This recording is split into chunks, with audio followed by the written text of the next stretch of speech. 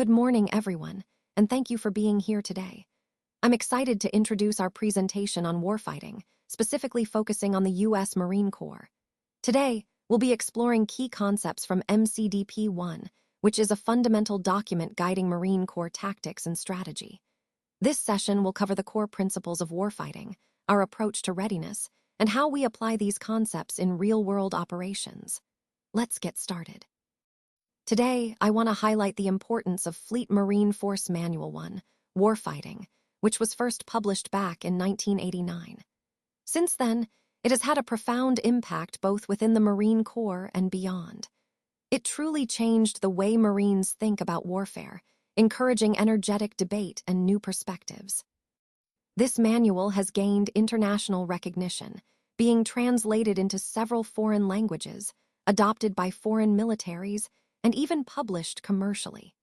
Its influence extends to other branches of our military as well, shaping the development of doctrine across the services.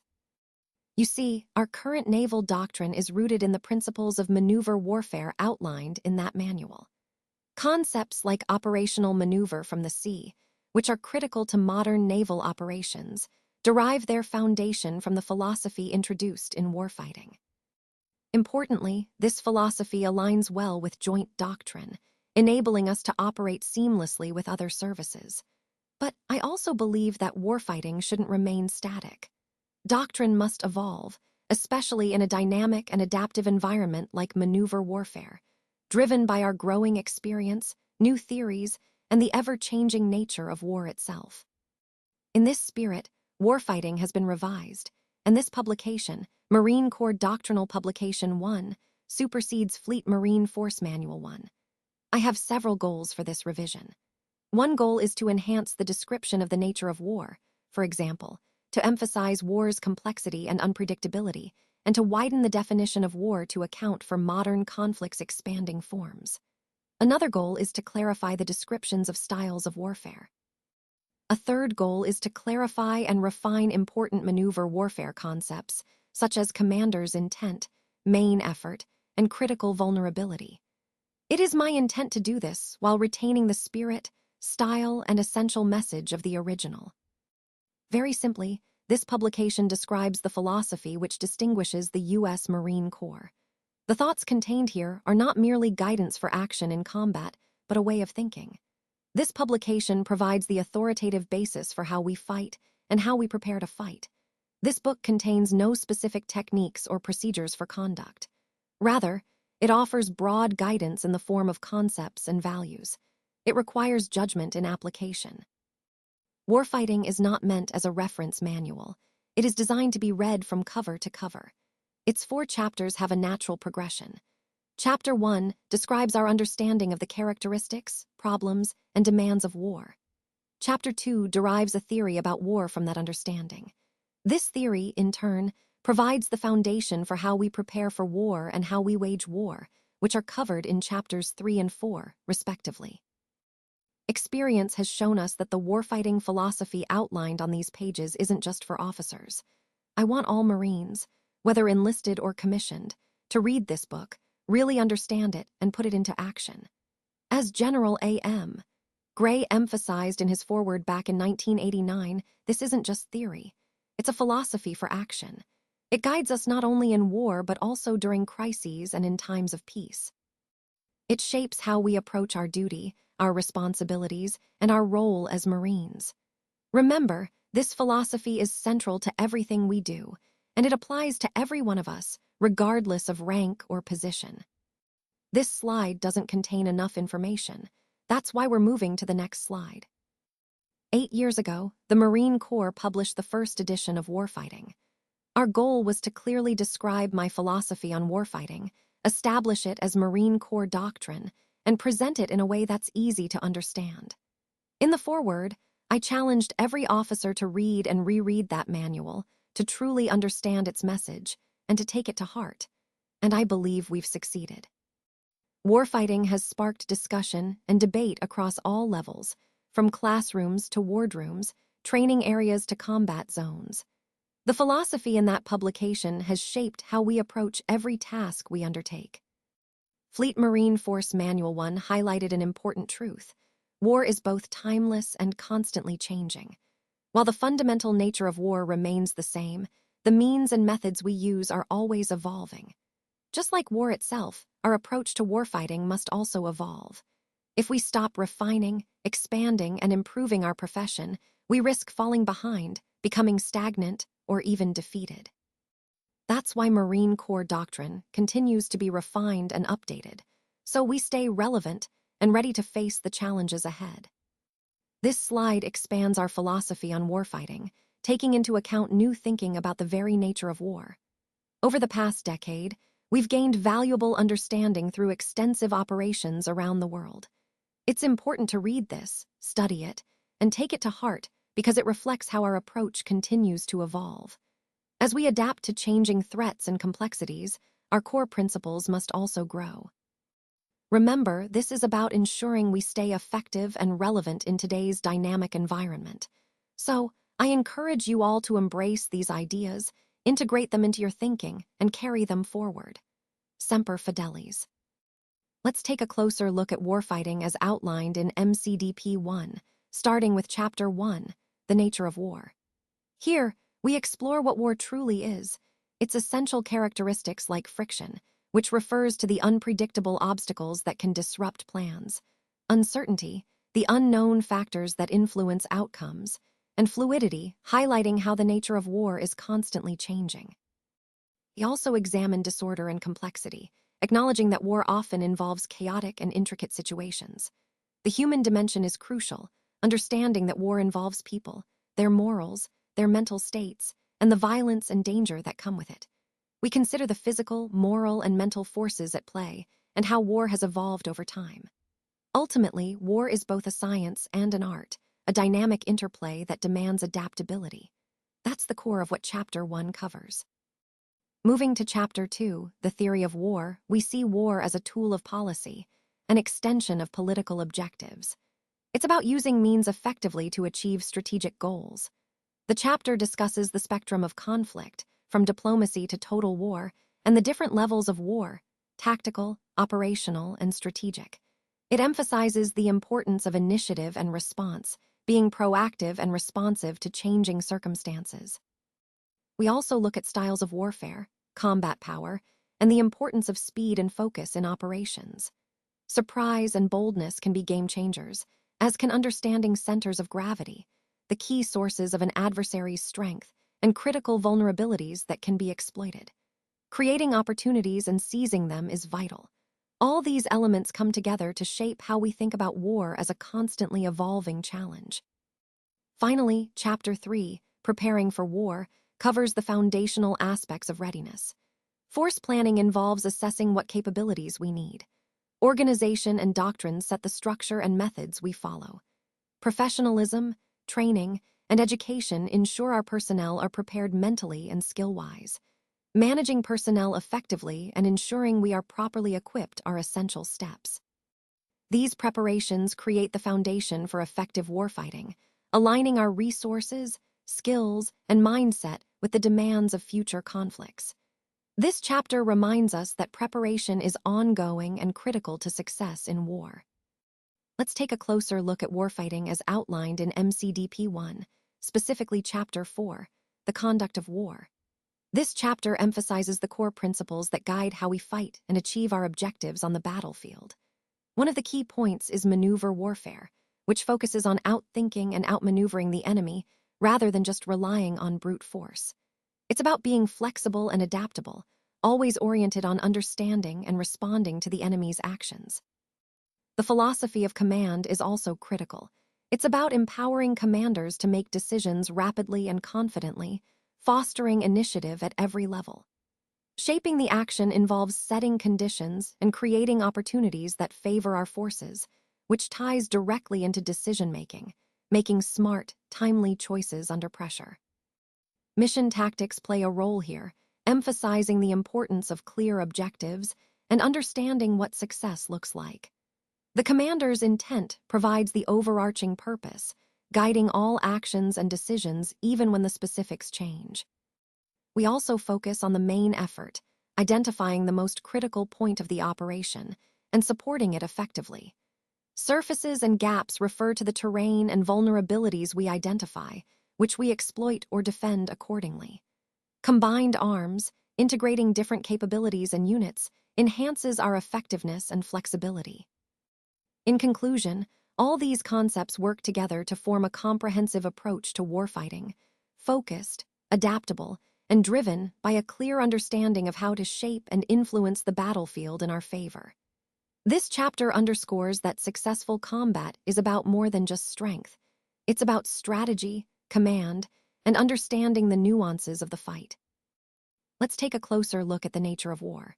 As Karl von Clausewitz famously said, everything in war might seem simple at first glance, but the simplest things are actually the most difficult to achieve. What he means is that the underlying dynamics of war are complex, and as conflicts unfold, they create a kind of friction, small obstacles, misunderstandings, unpredictable events, that make victory much more complicated than it looks on the surface. This friction is something you can only truly understand if you've experienced war firsthand.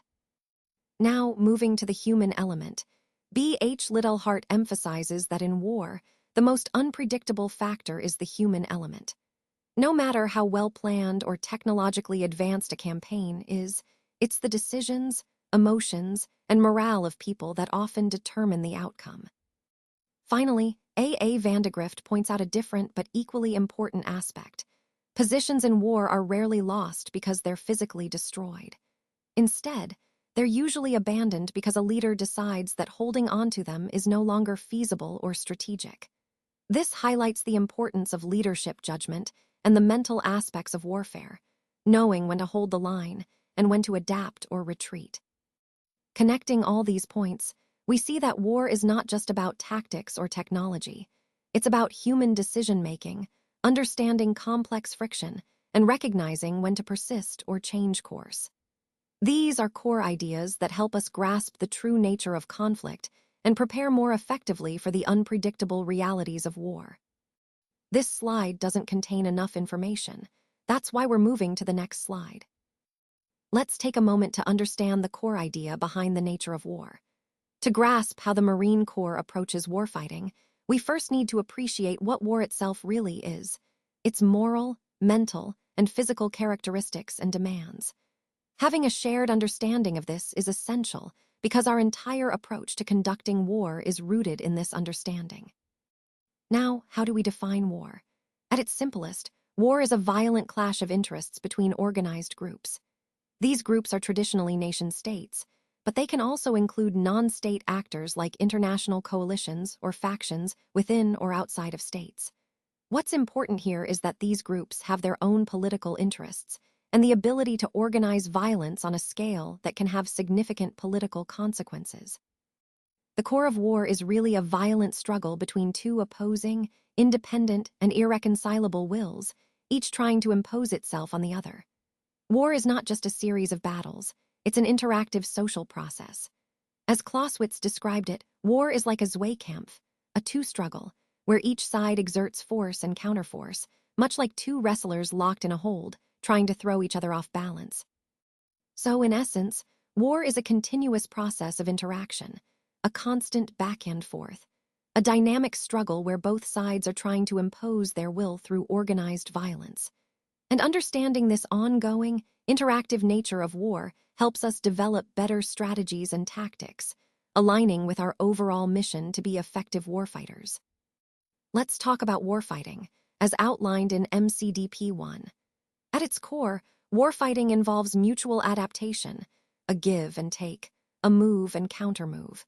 It's important to remember that the enemy isn't just an inanimate object that we can simply act upon. Instead, the enemy is an independent, living force with its own objectives and plans.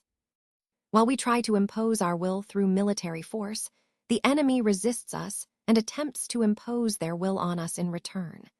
This dynamic interplay between opposing human wills is fundamental to understanding the nature of war itself. The main goal in war is to impose our will on the enemy. The primary means to do this is through the organized application or even the threat of violence. The targets of this violence can vary greatly. Sometimes it's just the enemy combatants, and other times it can extend to the enemy's entire population. War isn't always a large-scale clash. It can be more subtle and unconventional, barely crossing into violence.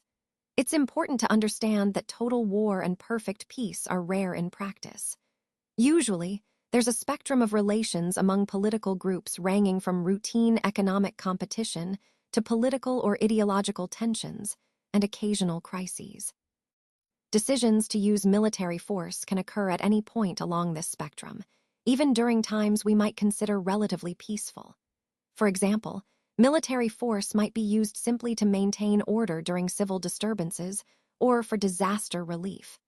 On the other end, force could be employed to completely overthrow an existing regime or political structure. So, understanding this spectrum and the dynamic between opposing wills helps us grasp the complex reality of war and the different ways military force can be employed. Let's talk about MCDP 1, the nature of war. War, at its core, is about establishing order, whether within a society or between different societies. Some cultures see going to war as a last resort, only after all peaceful options have been exhausted. Others, however, have no hesitation to use military force to achieve their objectives. Now, a key concept we need to understand is friction. Friction is often depicted as a simple clash between two opposing wills, making war seem straightforward. But in reality, war is incredibly complex because of countless factors that influence it. These factors are what Clausewitz called friction, which he described as the force that makes the apparently easy so difficult. Friction is that resistance that hampers all action and drains energy. It's what makes something that seems simple in theory actually very difficult in practice. The core of war, the clash of opposing wills, generates friction naturally. This friction can be mental, like indecision or hesitation about what action to take. It can be physical, such as enemy fire or obstacles in the terrain that must be overcome. Friction can also be external, caused by enemy actions, weather conditions, or chance events. Sometimes, friction is self-induced, resulting from our own mistakes or misjudgments. Understanding friction helps us appreciate the unpredictable and challenging nature of war, and why success often depends on how well we can adapt and persevere despite these obstacles. Warfighting, as described in MCDP 1, involves many challenges that stem from the nature of war itself. These include things like lack of a clearly defined goal, poor coordination, complicated plans, complex task organizations or command relationships, and even advanced technologies that can be hard to manage. Whatever form it takes, war is inherently a human enterprise, and because of that, friction is always present. Friction has both a psychological and a physical impact, making it a constant obstacle. While it's important to try to minimize self-induced friction, things we might cause ourselves through poor planning or miscommunication, the bigger challenge is to fight effectively despite the friction that exists. The key to overcoming friction is the will, our persistent strength of mind and spirit. We win battles not just by physical force, but by maintaining our resolve under pressure. At the same time, we should aim to increase the friction for our enemy, to weaken their ability to fight. We see countless examples of friction in warfare, but truly understanding it only comes through experience. Until you've faced it firsthand, it's hard to fully grasp its impact. Experience helps us appreciate the incredible force of will needed to push through friction, and it also helps us develop a realistic sense of what is possible in war and what's not. Training tries to simulate war conditions, but we must remember, it can never fully replicate the level of friction encountered in real combat. Let's talk about another key attribute of war, uncertainty. Some might say that uncertainty is just one of many sources of friction in conflict, but because it's such a pervasive trait, we're going to look at it on its own.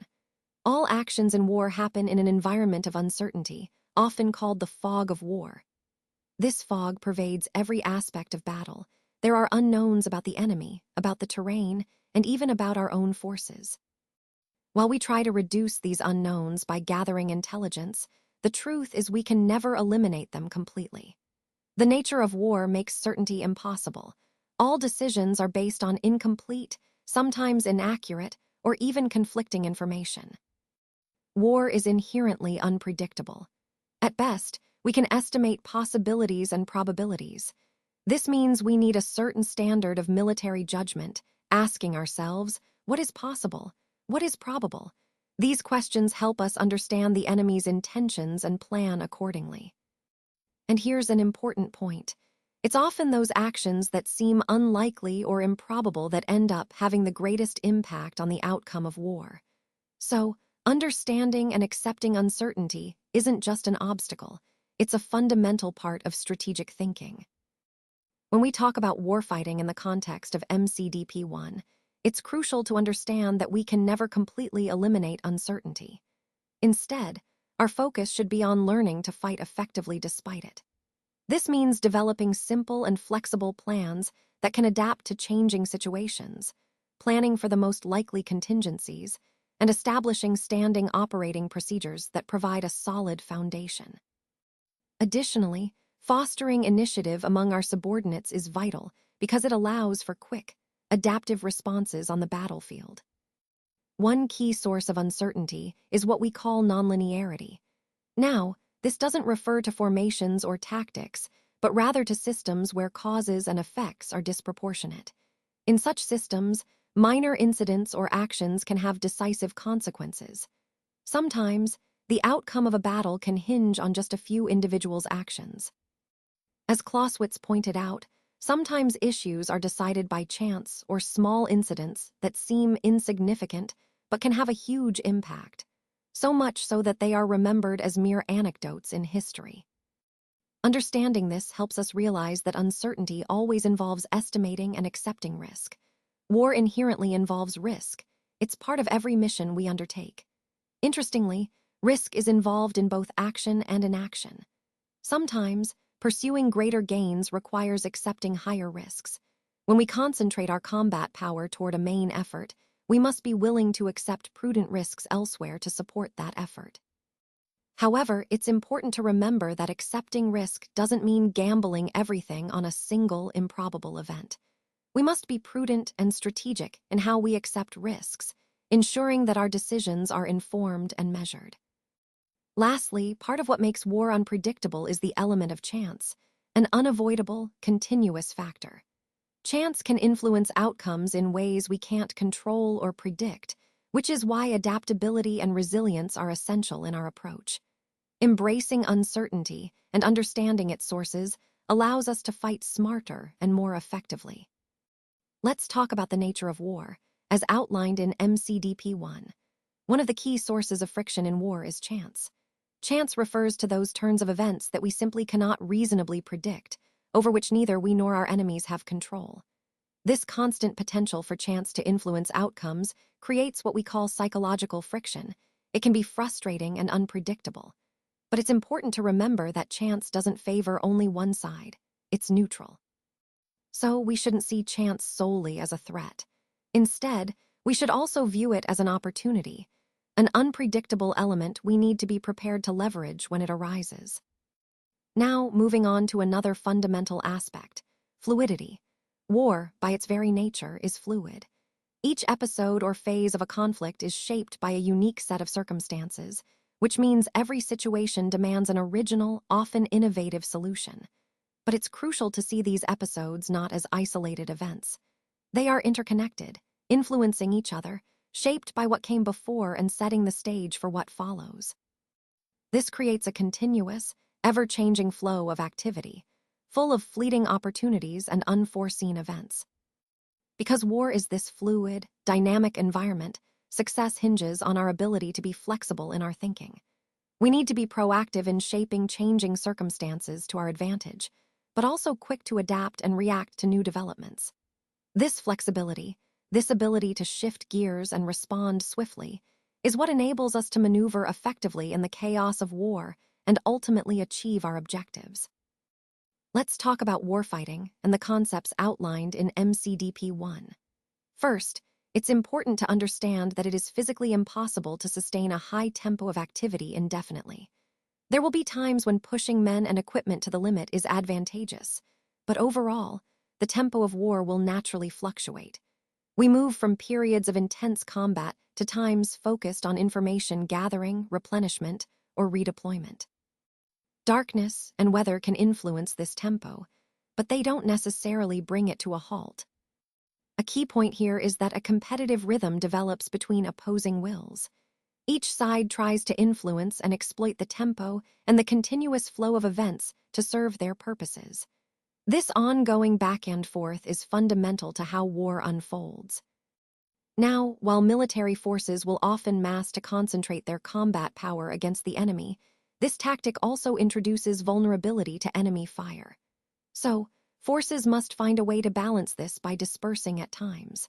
A sort of rhythm emerges: concentrate, disperse, then concentrate again, as each side seeks to maximize their strength while minimizing vulnerability. Lastly, let's consider disorder. War inherently gravitates toward disorder because of friction, uncertainty, and fluidity. We can't eliminate disorder. It's a natural part of war. Even during the heat of battle, plans will inevitably go awry. Recognizing this helps us understand that adaptability and resilience are crucial, because disorder is always lurking, ready to disrupt even the best-laid plans. On this slide, we see that the nature of war is inherently chaotic. Instructions and information often become unclear or misunderstood, communications can break down, and mistakes or unforeseen events are almost inevitable. It's this natural disorder that creates opportunities for exploitation by an opportunistic opponent. Each encounter in war tends to grow more disordered over time. As the situation evolves constantly, we're forced to improvise repeatedly, and eventually, our actions may bear little resemblance to the original plan. Compared to historical battles, the modern battlefield is even more disorderly. In the past, armies fought in linear formations with clear front lines. Today, however, the range and lethality of weapons have increased dispersion between units. Despite advances in communications technology, this dispersion pushes the limits of positive control. This leads to unoccupied areas, gaps, and exposed flanks, areas that can be exploited. It blurs the line between front and rear, and between friendly and enemy-controlled zones. The key takeaway is that war will never unfold like clockwork. We can't hope to control every event precisely. Instead, our goal should be to impose a general framework of order on the chaos, to influence the overall flow of action rather than trying to control each individual event. When we talk about warfighting according to MCDP 1, it's crucial to understand that operating effectively in a disorderly environment is essential. In fact, not only must we be capable of fighting through chaos, but we should actually aim to generate disorder ourselves. Why? Because we can then use that disorder as a weapon against our opponents. Now let's delve into the concept of complexity in war. War is inherently complex. At its core, we often describe war as a clash between opposed wills. But in reality, it's more complicated than that. Each side isn't just a single, unified will guided by one person's decision-making. Instead, each belligerent is a complex system made up of many individual parts. For example, a division is made up of regiments. A regiment includes battalions, and below that, we have fire teams composed of individual Marines. Every one of these elements is part of a larger whole, and they all need to work together to achieve a common goal. But at the same time, each element has its own specific mission and must adapt to its own circumstances. Each part has to manage friction, uncertainty, and disorder at its own level. And interestingly, each can also create friction, uncertainty, and disorder for others, whether they're friendly or enemy forces. This leads us to an important point. War isn't driven solely by the actions or decisions of a single individual at any one point. Instead, it emerges from the collective behavior of all these individual parts interacting locally, based on their own conditions. So, understanding this interconnected, adaptive, and complex system helps us realize that success in war depends on how well we can operate within and even shape this chaos. Let's take a closer look at MCDP 1, the nature of war. First, It emphasizes that military actions are not simply the result of a single decision or a monolithic effort. Instead, they involve countless independent but interconnected decisions and actions happening simultaneously across the entire organization. This highlights the inherently complex and distributed nature of war. Next, it points out that efforts to fully centralize operations or exert complete control by a single decision-maker are actually incompatible with this complexity. War is naturally a decentralized and dynamic process, which makes rigid control impractical. Moving on, the slide stresses the importance of the human dimension. Because war is fundamentally a clash of opposing human wills, the human element is central. It's this human dimension that introduces the moral and intangible factors into warfare. War is shaped by human nature, with all its complexities, inconsistencies, and peculiarities. It's also driven by emotions: fear, anger, resolve, and these emotions inevitably influence how conflicts unfold. War tests both moral and physical strength and stamina. Finally, it's important to recognize that the effects of danger, fatigue, and privation on those fighting vary greatly from person to person and culture to culture. These factors influence how individuals and groups react under stress, which in turn impacts the overall conduct and outcome of war. When we talk about war, it's important to remember that it's not just about technology or numbers. War is fundamentally a human endeavor, driven by human will. As MCDP 1 states, an act that might break the will of one enemy could actually strengthen the resolve of another. And it's the leadership that inspires and instills that human will, which is the true driving force behind all actions in war. No matter how advanced our weapons and science become, they can't replace the human element. Any doctrine that tries to reduce war to just force ratios, numbers, weapons, equipment, misses the critical impact that human will has on how war is fought and how it unfolds. That's why understanding the human dimension is essential. Now, let's talk about violence and danger. War is one of the greatest horrors humanity knows. It's never something to romanticize or glorify. The core means of war is force, organized violence, that compels the enemy to do our will through credible threats or actual violence. This violence results in bloodshed, destruction, and suffering, and that's an unavoidable reality. While the scale of violence can vary depending on the situation, the violent nature of war remains constant. Any study or approach to war that ignores this fundamental truth would be incomplete and misleading. And because war is inherently dangerous, danger itself is always present. Since war involves humans, fear, the natural human response to danger, plays a significant role in how warfare is conducted. Understanding this emotional aspect is crucial, as fear influences decisions, actions, and ultimately the outcome of conflicts. Let's talk about MCDP 1, the nature of war. First, everyone feels fear at some point, and fear plays a significant role because it can weaken our will to fight.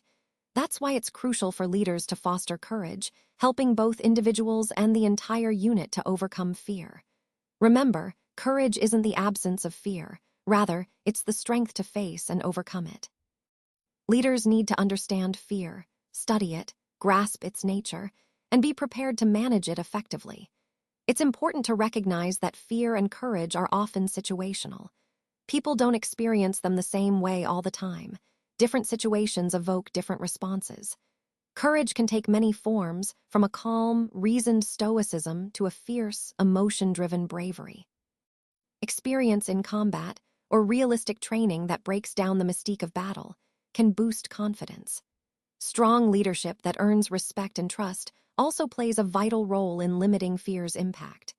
Developing unit cohesion, esprit de corps, and fostering self-confidence in individuals creates an environment where personal respect and trust can help Marines overcome personal fears. Now, shifting to the broader picture, war involves a complex interaction of physical, moral, and mental forces. The physical aspects, like equipment, supplies, and the physical objectives we seize, are usually straightforward to see and measure. These are the tangible elements we can directly observe and evaluate. Understanding these different forces and how they interact is essential for effectively leading in combat. All these elements come together to shape the outcome of any engagement. When we talk about warfighting, as outlined in MCDP 1, we often focus on tangible factors like losses of material or life, terrain gained or lost, and prisoners or equipment captured. These are the measurable, physical aspects of war that we can see and quantify. However, the moral characteristics of war are much less tangible. Here, when we say moral, we're not just talking about ethics. While ethics are included, moral qualities also refer to psychological forces, things like resolve, conscience, emotion, fear, courage, esprit, and leadership. These are forces that are difficult to grasp and impossible to quantify precisely. Think about it. We can't easily measure a nation's or individual's resolve or morale. These qualities heavily influence the outcome of conflicts, even more so than physical forces sometimes. War involves a significant mental or intellectual component, being able to understand complex battlefield situations, make effective decisions, develop tactics, and plan strategies. While physical forces are easier to quantify, the moral and mental forces often exert a greater influence on how a war unfolds and its final result. For instance, the impact of fires isn't just the physical destruction they cause, but also how that destruction affects the enemy's moral strength. Because these moral and mental forces are so difficult to grasp, it's tempting to exclude them from our study. But doing so would be a mistake, because they are central to understanding the true nature of war and its outcomes. Let's talk about the nature of war and how it evolves over time. War, by its very nature, is both timeless and constantly changing. While its fundamental essence remains the same, the ways we fight and the tools we use are always evolving. Sometimes these changes happen gradually, and other times they come suddenly and dramatically.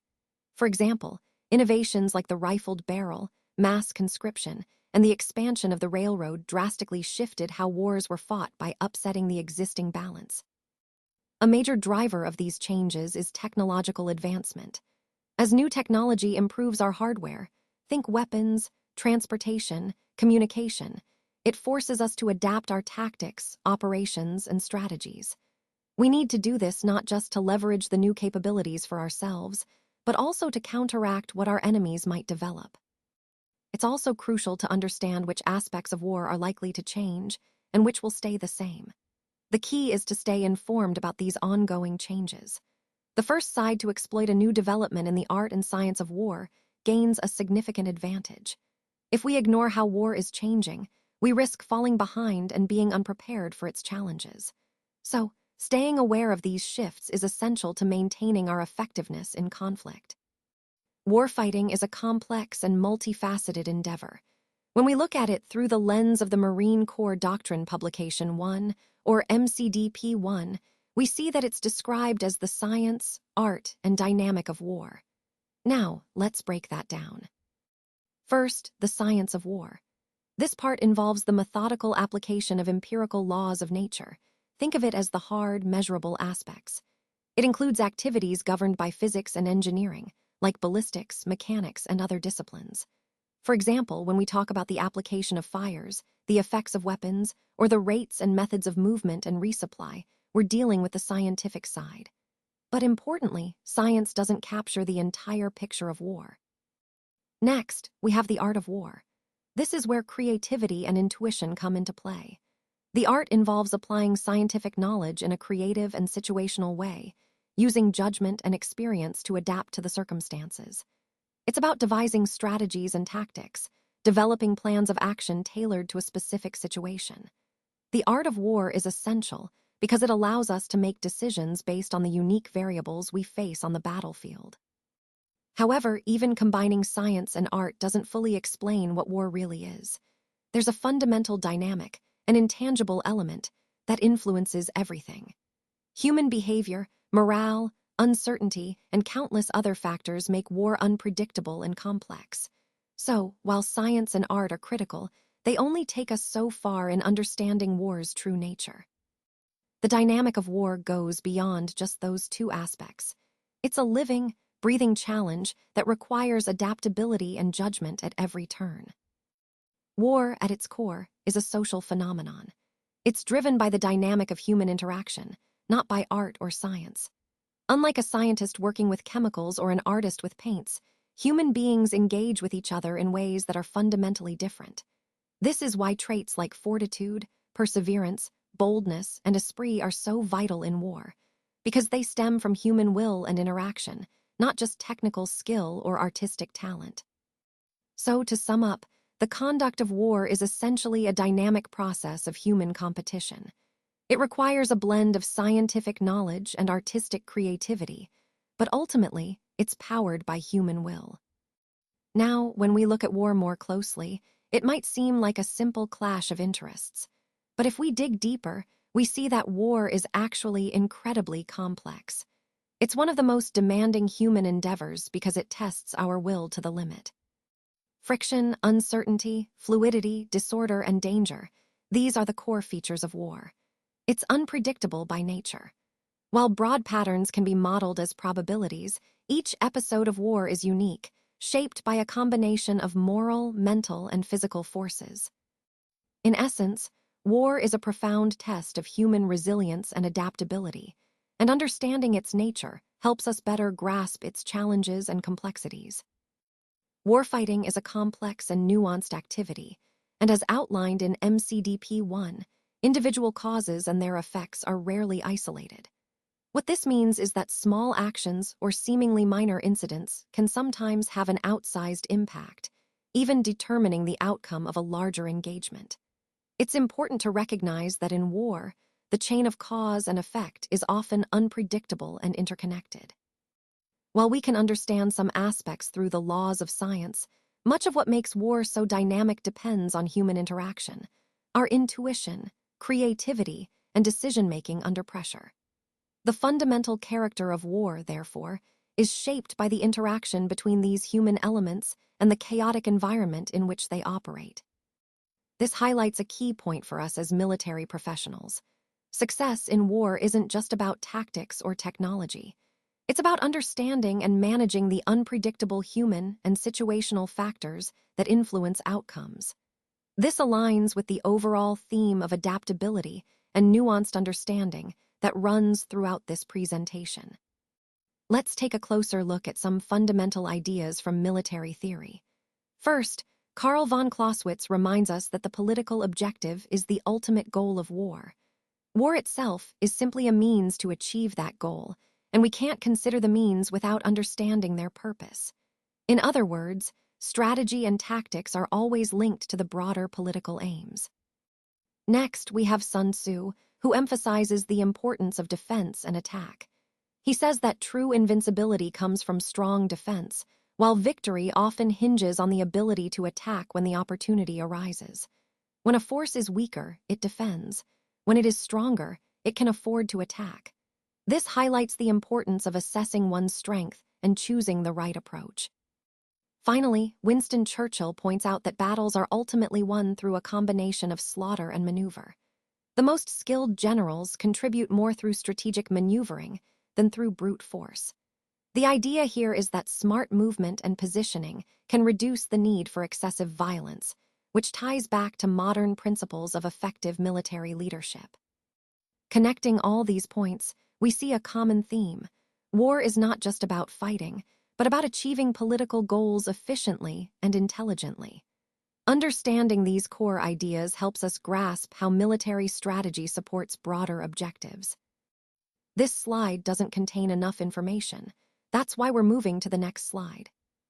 Now, let's explore MCDP 1, the theory of war.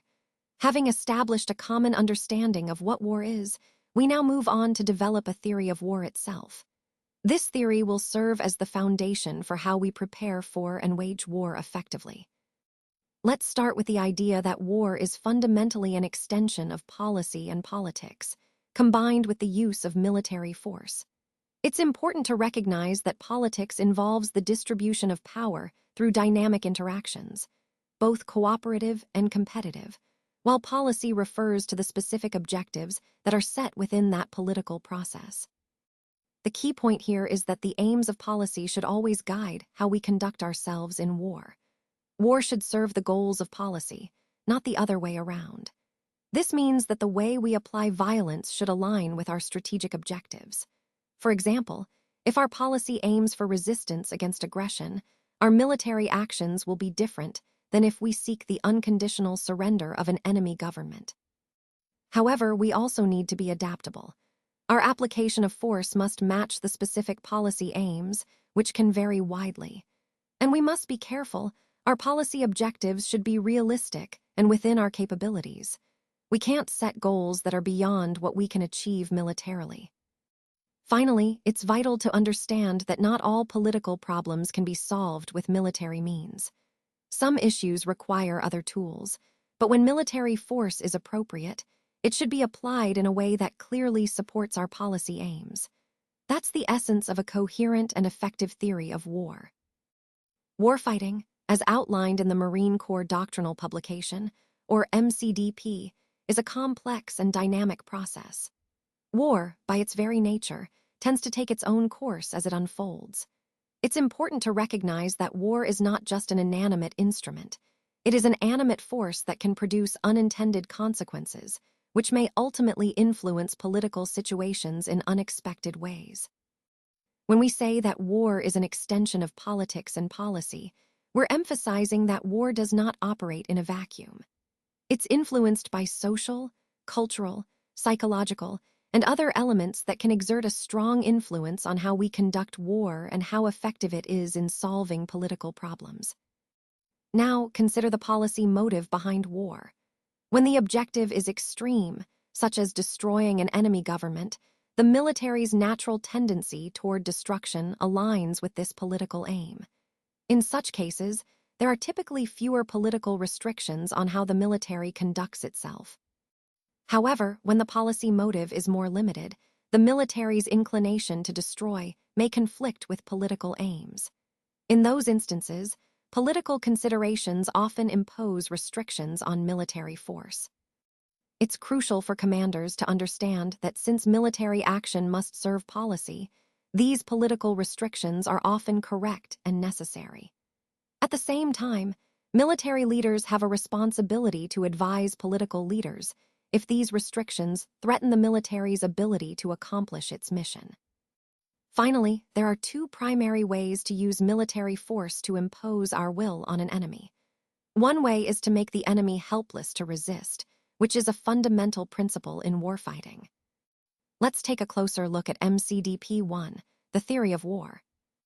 First, one of the key concepts here is the idea of destroying an enemy's military capabilities to achieve our objectives. This is often called a strategy of annihilation, but it doesn't necessarily mean physically destroying every single military force. Instead, it's about incapacitating the enemy so they can no longer pose a viable military threat.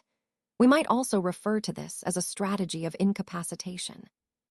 We typically use this approach when our political goal is unlimited, such as overthrowing enemy leadership.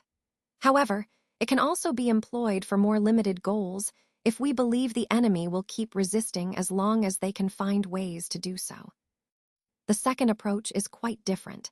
It involves convincing the enemy that accepting our terms will be less painful than continuing to resist. This is called a strategy of erosion. Here, we use military force to increase the costs of resistance, making it too costly or painful for the enemy leadership to continue fighting. In this case, we target limited political goals, hoping that the enemy leadership will ultimately choose to accept our terms because the cost of resistance outweighs the benefits. Finally, it's important to understand that at the highest level, war isn't just about fighting. It's about leveraging all elements of power that our political group can bring to bear. That's what makes war a complex and multifaceted instrument of policy. Warfighting, as outlined in Marine Corps Doctrine Publication 1, or MCDP 1, involves more than just military action. It includes various elements of national power like economic, diplomatic, military, and psychological forces. Our main focus here is on the use of military force. However, it's important to remember that military power doesn't operate in isolation. it's interconnected with these other elements. The use of military force can take many forms, ranging from simply deploying forces as a show of resolve to enforcing negotiated truces, all the way to full-scale warfare with sophisticated weaponry. Now, when we talk about conflict, it's useful to think of it as a spectrum, covering a wide range of conflict types, each with different levels of violence involved. On one end, we have military operations other than war, where military power is used in a restrained and selective manner. These operations aim to deter war, resolve conflicts, promote peace, and support civil authorities. On the other end, there's general war, large-scale, sustained combat, like global conflicts involving major powers. Where a particular conflict falls on this spectrum depends on several factors, such as our policy objectives, available military resources, national will, and the strength of fighting forces on the battlefield.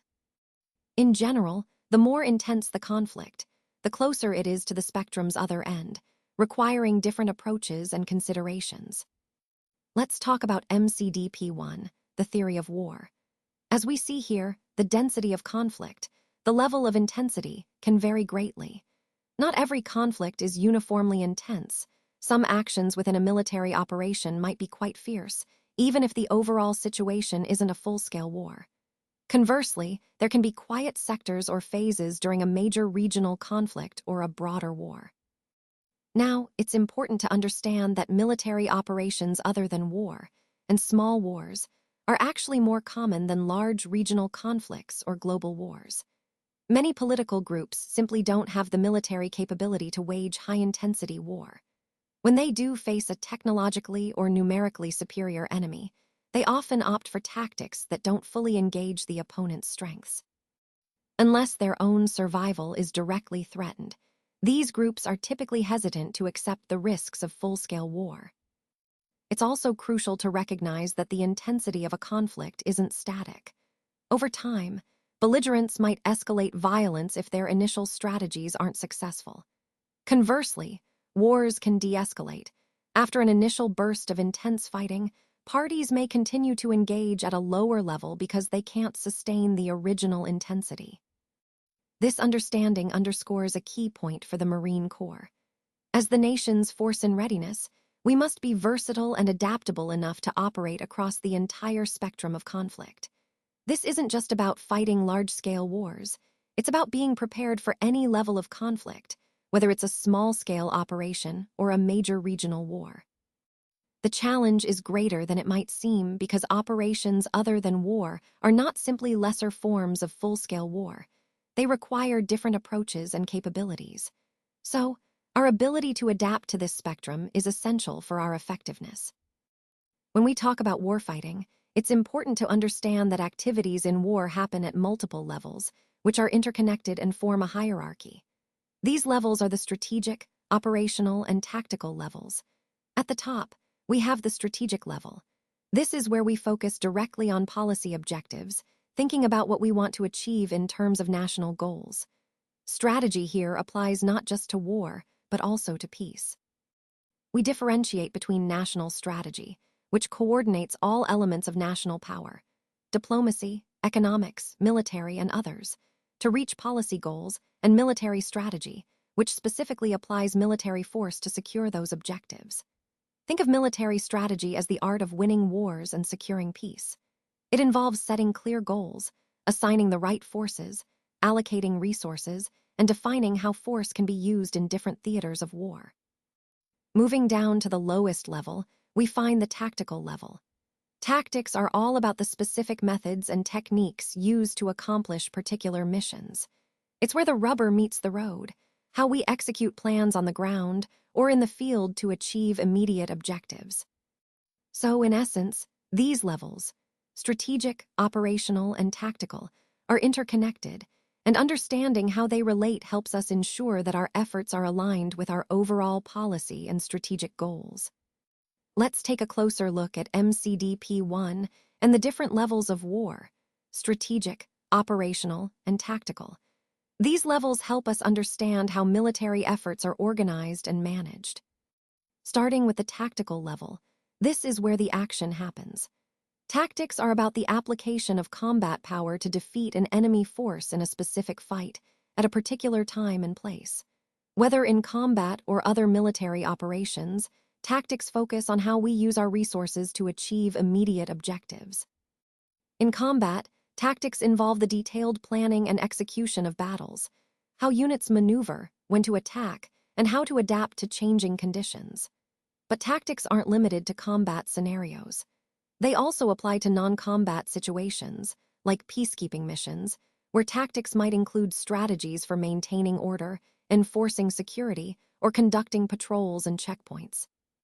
Most of us tend to think of tactics primarily in the context of combat, but it's important to remember that they are equally vital in supporting broader mission goals. They serve as the foundation for success at the operational and strategic levels, which connect the dots between what we do on the ground and the overall objectives of the war. So, understanding tactics helps us see how every small action fits into the bigger picture, whether we're engaging the enemy directly or supporting stability and security in other ways. Warfighting is a fundamental concept in Marine Corps doctrine, and on this slide, we're focusing on MCDP 1. When we talk about tactics in this context, think of it as both an art and a science. It's about winning engagements and battles through a blend of creativity and technical skill. This includes using firepower and maneuvering effectively, integrating different arms or weapon systems, and quickly exploiting success to defeat the enemy. Within the tactical level of war, we also perform crucial support functions like resupply and maintenance, making sure our forces stay effective and ready.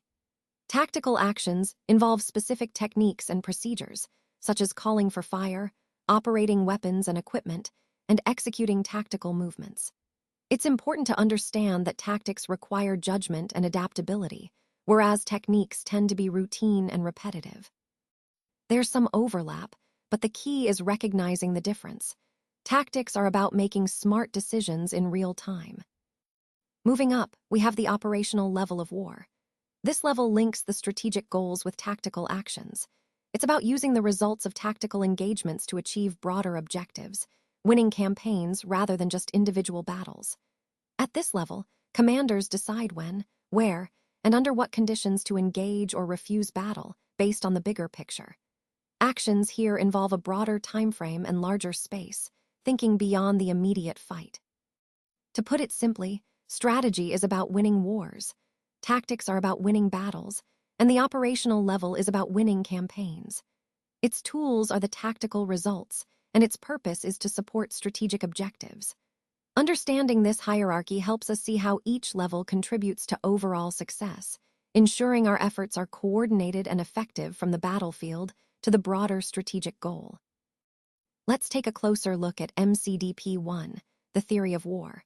One key point to understand is that the distinctions between different levels of war, strategic, operational, and tactical, are rarely perfectly clear-cut in real-world situations. In fact, they often depend on the scope and scale of the conflict. Usually, there's some overlap because a single commander might have responsibilities across more than one level. For example, in large-scale, conventional conflicts involving big military formations and multiple theaters, the boundaries tend to be more distinct. We see clear domains for strategy, operations, and tactics, and most commanders tend to focus on one particular level. However, in other types of conflicts, like nuclear war or special military operations, the levels of war can be compressed. This means the boundaries blur, and a single commander might have to operate across two or even all three levels simultaneously. Think of a nuclear war scenario. Here, strategic decisions about the overall direction of the war intersect with tactical decisions on how to employ nuclear weapons.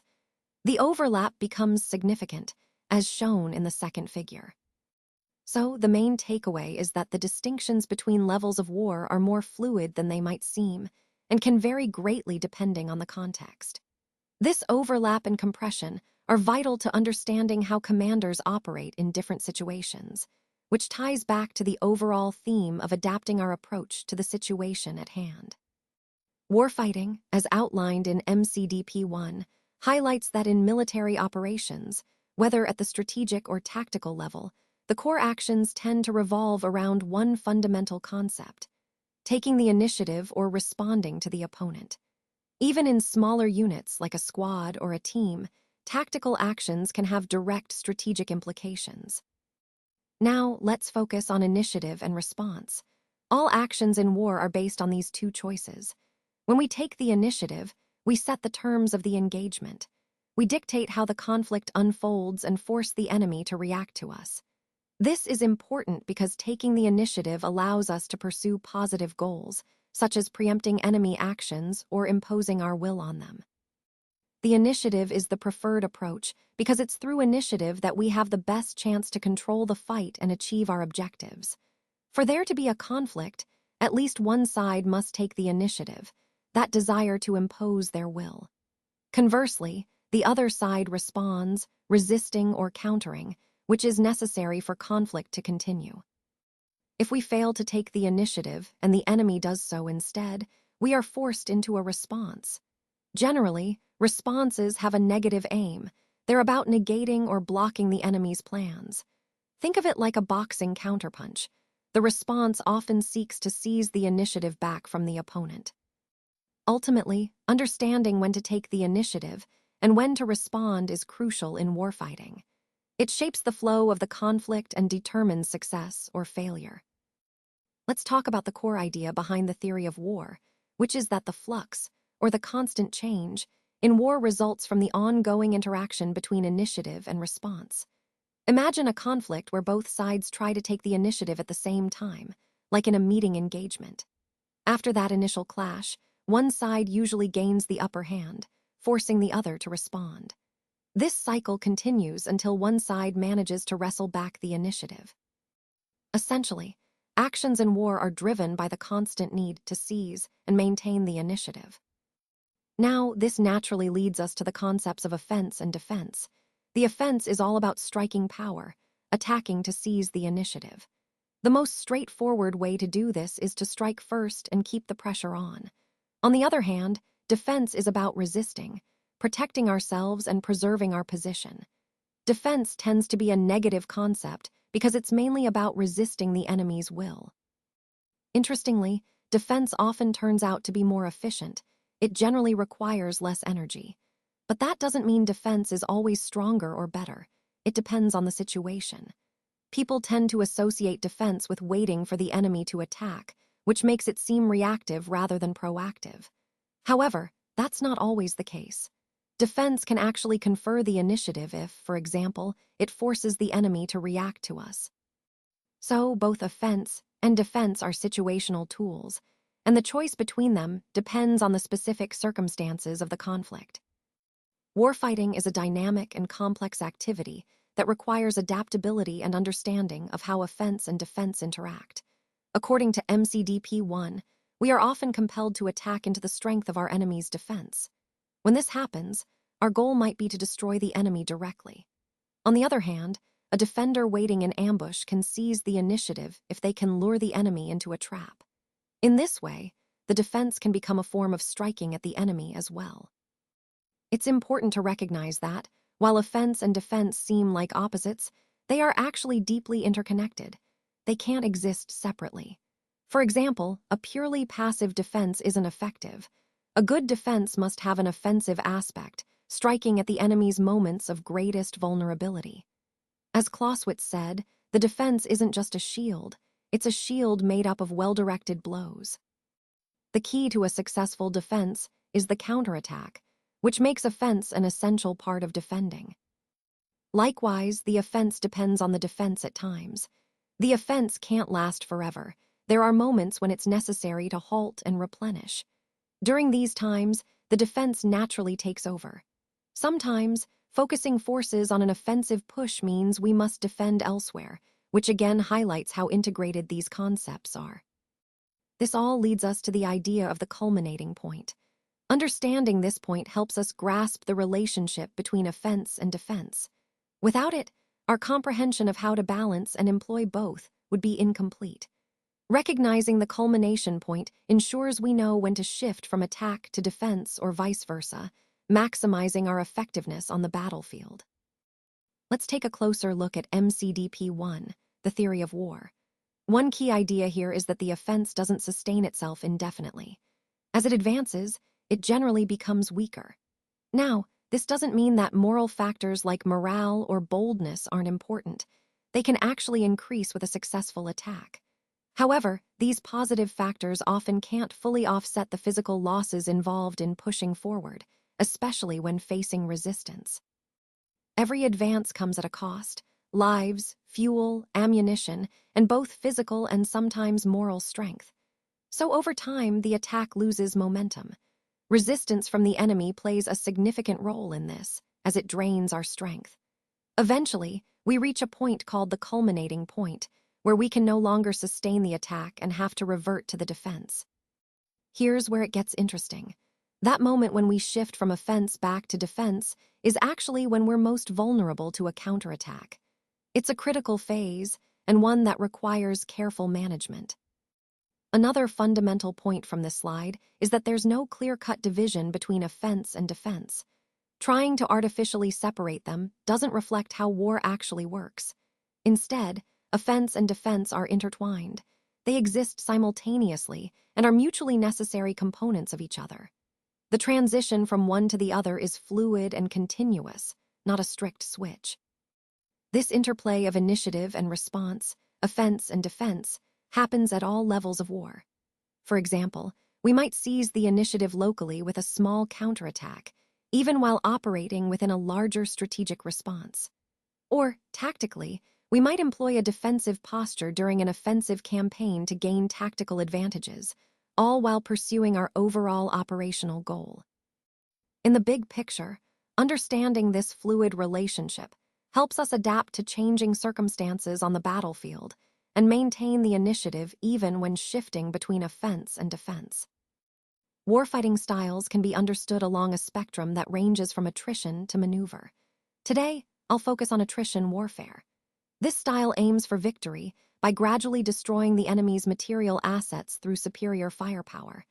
It's a direct approach, viewing war as a straightforward test of strength where force ratios are key.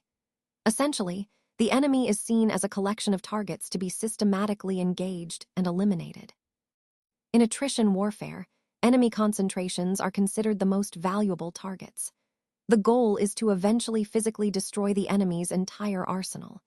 However, we often expect the enemy to surrender or disengage before that full destruction occurs, because the cost of fighting becomes too high for them.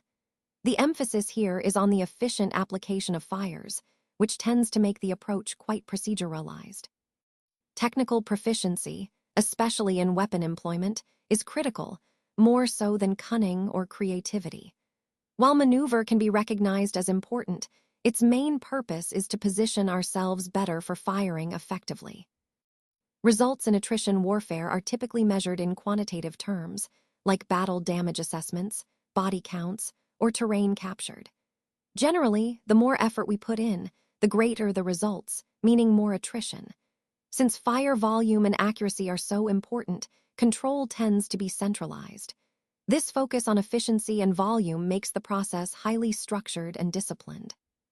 In this slide, we're looking at the core ideas behind MCDP-1, the theory of war. It emphasizes an inward focus on procedures and techniques, where success largely depends on achieving overall superiority in attritional capacity. That means the ability to inflict damage on the enemy and absorb their blows in return. Essentially, having numerical and material superiority is crucial. At the national level, war becomes as much an industrial challenge as it is a military one. Historically, nations that believed they had the upper hand in numbers and technology often relied on warfare by attrition, wearing down the enemy over time through continuous losses. While pure attrition warfare doesn't exist in reality, no one fights with the sole goal of destroying everything. Many conflicts have a high attrition component. For example, the brutal trench warfare of the Western Front in World War I, the French defenses against the Germans in May 1940, the Italian campaign in 1943-44, or the broad front push by Eisenhower in Europe after Normandy. Then we see Korea after 1950, and many operations in Vietnam. where attrition played a significant role. On the other end of the spectrum is maneuver warfare. This approach aims to bypass the enemy's strengths by attacking from a position of advantage.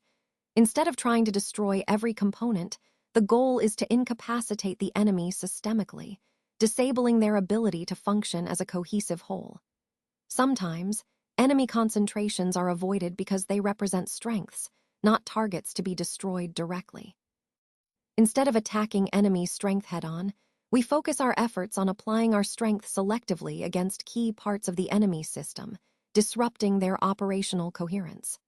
This contrast between attrition and maneuver highlights the importance of understanding different strategies and choosing the right approach based on the context.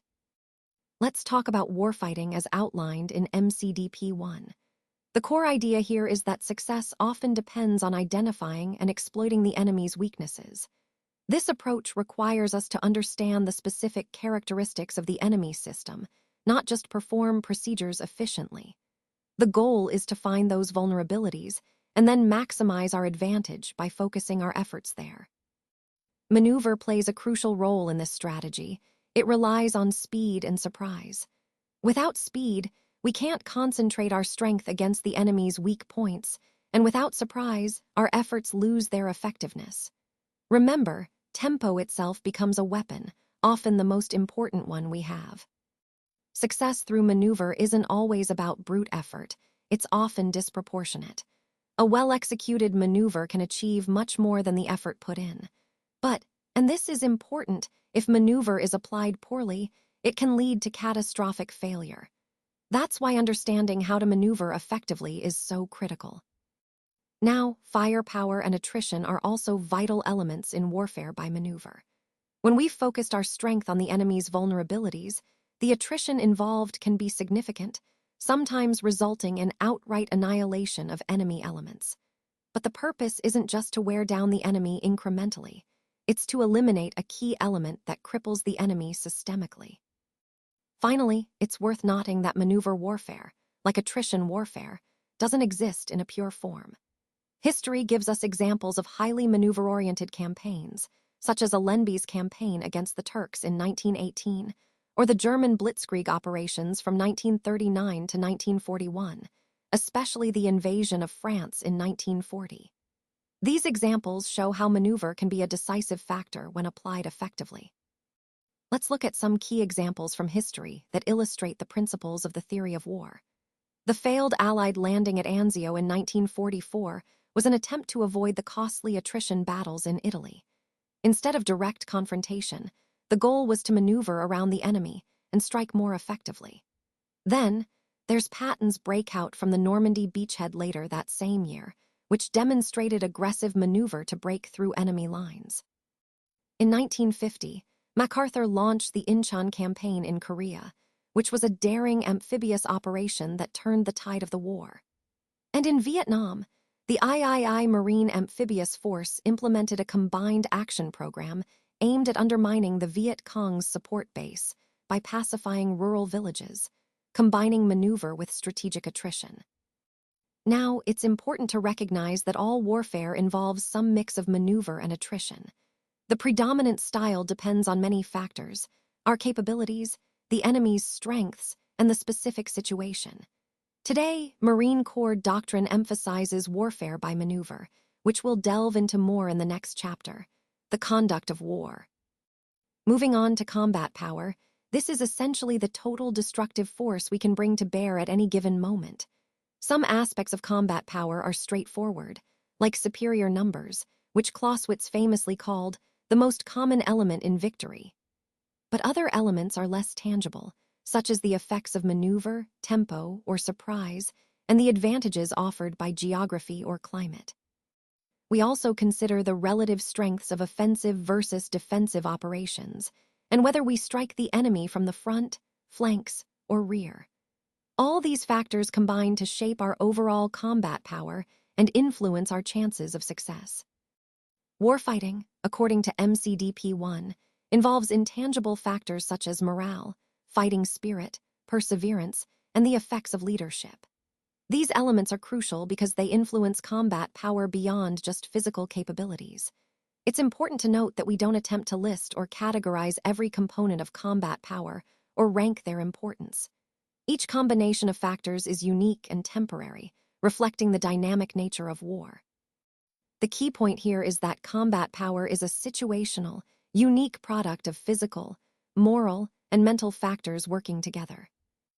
Now, two concepts stand out as universally significant in generating combat power: speed and focus. Speed refers to the rapidity of action, and it applies both to time and space.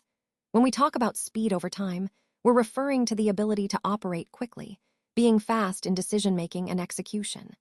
Speed over distance, or space, means moving rapidly across the battlefield. Both forms are true sources of combat power because they enable us to outpace the enemy. In war, it's not just about absolute speed but relative speed, how fast we are compared to our opponent. Superior speed allows us to seize the initiative and shape the battlefield in our favor. Ultimately, understanding and leveraging these concepts of speed and focus can make the difference between success and failure in combat. Let's look at MCDP 1, the theory of war. At its core, it emphasizes that action is about forcing the enemy to react to us. Speed plays a crucial role here because it provides security. It's not just about moving fast, but about making speed a prerequisite for maneuver and surprise. When we act swiftly, we can concentrate our superior strength exactly where and when it matters most. Since what really matters is the relative speed between us and the enemy, it's essential to improve our own speed while trying to degrade or slow down the enemy. However, experience teaches us that we can't sustain a high rate of speed forever. This leads to a pattern: going fast, then slow, then fast again. It creates a kind of competitive rhythm in combat, with each side trying to generate speed when it gives an advantage. Now, let's talk about focus. Focus is about converging effects in both time and space on a specific objective. It means generating superior combat power at the right place and the right moment. This can even allow a numerically inferior force to achieve decisive local superiority. To do this, we have to be willing to concentrate our efforts at the critical point, accepting some risk and sacrificing elsewhere. It's important to remember that focus shouldn't be wasted on unnecessary efforts or excessive means for secondary tasks. That's counterproductive. True focus applies not only to how we fight, but also to how we prepare for war. Since war is fluid and opportunities are fleeting, we need to focus effects both at the right time and the right place, on the decisive location and at the decisive moment. Warfighting is about achieving focus through cooperation toward a common purpose. This principle applies to all elements of our force, meaning ground combat, aviation, and combat service support must work together seamlessly.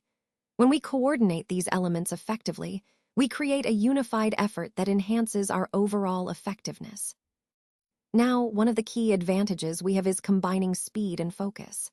This combination gives our actions more punch or a shock effect, which is crucial in combat. Essentially, the faster and more focused we are, the more impactful our strikes become. It's about striking with maximum speed and precision to gain an advantage. Moving on to two particularly powerful concepts: surprise and boldness. Surprise, in this context, means creating a state of disorientation for the enemy through unexpected actions. This disorientation degrades their ability to resist effectively. The goal isn't necessarily to take the enemy completely unaware, but rather to strike at a moment, place, or manner where their awareness is too late to react properly. Surprise is fundamental because it can lead to superiority at the decisive point of the battle. While it's a precondition for achieving dominance, surprise also has a psychological impact that enhances our combat power. It can decisively influence the outcome by shaking the enemy's confidence and disrupting their plans, often far beyond what physical force alone can do. So, in essence, by integrating surprise and boldness into our warfighting approach, we amplify our ability to achieve decisive results through psychological and physical means. Let's talk about the advantage gained by surprise in war. The key idea here is that surprise depends heavily on how disoriented the enemy becomes and their ability to adjust and recover. If the surprise is harsh enough, it can cause shock, completely overwhelming the enemy's capacity to react, even if only temporarily. Now, surprise isn't just about doing something fast. It involves speed, stealth, ambiguity, and deception. Often, it means taking the more difficult route, like a circuitous attack, to catch the enemy off guard. This approach is actually the essence of maneuver, finding ways to circumvent the enemy's strengths and strike at their weaknesses. But while surprise can be incredibly decisive, it's also tricky. Achieving it is difficult, and it's easy to lose. Its benefits are usually temporary, so you need to act quickly to capitalize on it. Friction, which is a constant in war, works against surprise, making it even harder to sustain. It's important to understand that surprise isn't solely something we do. It's also about how the enemy reacts to what we do. It depends a lot on their expectations and how prepared they are. So, our ability to achieve surprise hinges on understanding and exploiting those enemy expectations. Because of this, surprise can be a game changer, but relying on it alone for victory is risky. It's a powerful tool, but one that must be used judiciously. There are 3 main ways to achieve surprise. The first is deception, convincing the enemy that we plan to do one thing when we actually plan to do another. This tricks them into making mistakes or acting in ways that benefit us. In essence, understanding and leveraging surprise requires a deep awareness of both our actions and the enemy's reactions, making it a critical component in the overall theory of war. In warfighting, understanding how to shape the enemy's perception is crucial. One method is to give them a clear picture of our situation, but intentionally the wrong one. This is a form of deception. The second method is to create ambiguity, acting in such a way that the enemy can't predict what we might do next. Because they don't know what to expect, they have to prepare for multiple possibilities, which spreads their resources thin and prevents them from preparing effectively for any one scenario. The third approach is stealth, completely denying the enemy knowledge of our impending actions. It's not about confusing or deceiving them about our intentions, but about keeping them entirely in the dark. Of these, deception generally provides the greatest effect, though it's also the most challenging to implement successfully. Now, let's talk about boldness. It's a vital source of combat power, much like surprise. Boldness involves confidently exploiting the inherent uncertainties of war to achieve major results, not just marginal gains. According to Clausewitz, boldness has a kind of power that goes beyond just strategic calculations. Space, time, forces. It's about taking advantage of the opponent's weaknesses in a creative way. Essentially, boldness is about acting decisively and creatively, often taking risks that can pay off big. Importantly, boldness is always superior to timidity in combat, but it's not necessarily about rushing into aggressive action all the time. Sometimes, boldness means exercising patience and calculated restraint, letting the enemy commit themselves fully before we strike. This requires strong situational awareness. We carefully weigh the circumstances and then act. However, it's vital that boldness is tempered with good judgment so it doesn't tip over into recklessness. In the end, boldness is about balancing confidence with careful evaluation to outmaneuver the enemy effectively. Let's start by exploring the relationship between surprise and boldness. There's a close connection here. Being bold often means being willing to accept risks, which is often necessary to achieve surprise. Conversely, acting with boldness can help us create surprise on the battlefield. After all, once we've carefully weighed the situation, taking half measures tends to reduce the impact of surprise. Being decisive and bold can make all the difference. Now, moving on to centers of gravity and critical vulnerabilities. These are essential concepts for focusing our efforts. It's not enough to just generate superior combat power. If that power is spread out over many unrelated efforts or aimed at inconsequential targets, it won't lead to victory. To win, we need to concentrate our combat power toward a decisive aim. Think of each belligerent as a complex system, made up of physical, moral, and mental components, along with the relationships between them. This complexity shapes the unique character of each opponent. Some factors are more critical than others. Some contribute significantly to their overall capability, and losing those would be a major blow. Others may be less important, and their loss wouldn't cause much damage. Understanding these key components, these centers of gravity, and identifying the critical vulnerabilities helps us to focus our efforts where they'll have the greatest effect. It's about pinpointing what truly matters to our adversary's strength and exploiting those weaknesses to our advantage. When we talk about warfighting, a key concept from MCDP 1 is understanding what we call centers of gravity. Essentially, these are the factors that are critical to the enemy's strength or will to fight. We ask ourselves, which factors are absolutely essential to the enemy? Which ones can't they do without? And if we manage to eliminate those, which ones would cause the enemy to capitulate most quickly? These are what we refer to as centers of gravity. Centers of gravity can take many forms. Sometimes they are intangible qualities like the enemy's resolve or morale. Other times, they are tangible capabilities such as armored forces or aviation strength. They can also be specific geographic locations, like a key piece of terrain that anchors an entire defensive system. Or they might be relationships between different parts of the enemy's force, like coordination between arms, alliances, or the junction points of forces. The important thing to remember is that centers of gravity are any significant source of strength for the enemy. If they are our own centers of gravity, we want to protect them. If they are the enemy's, our goal is to take them away. Now, attacking the enemy's center of gravity directly isn't always the best strategy. Instead, we want to focus on attacking the enemy's vulnerabilities, those weak points that, if exploited, can lead to their defeat. This means avoiding their strongest areas, like their front, where they are most alert and prepared, and instead targeting their flanks and rear, where they are less expecting us, and where we can cause maximum psychological impact. Timing also plays a critical role. We want to strike when the enemy is most vulnerable, when their defenses are down or their morale is low. By doing so, we increase our chances of success and make our efforts more effective. So, in essence, understanding centers of gravity helps us identify where the enemy's true strength lies and where they are most vulnerable. Then, by applying focused, strategic pressure on those vulnerabilities, we can influence the outcome of the fight more effectively. Let's talk about MCDP 1, the theory of war. When we look at vulnerabilities we might exploit against the enemy, it's important to recognize that some are more critical than others.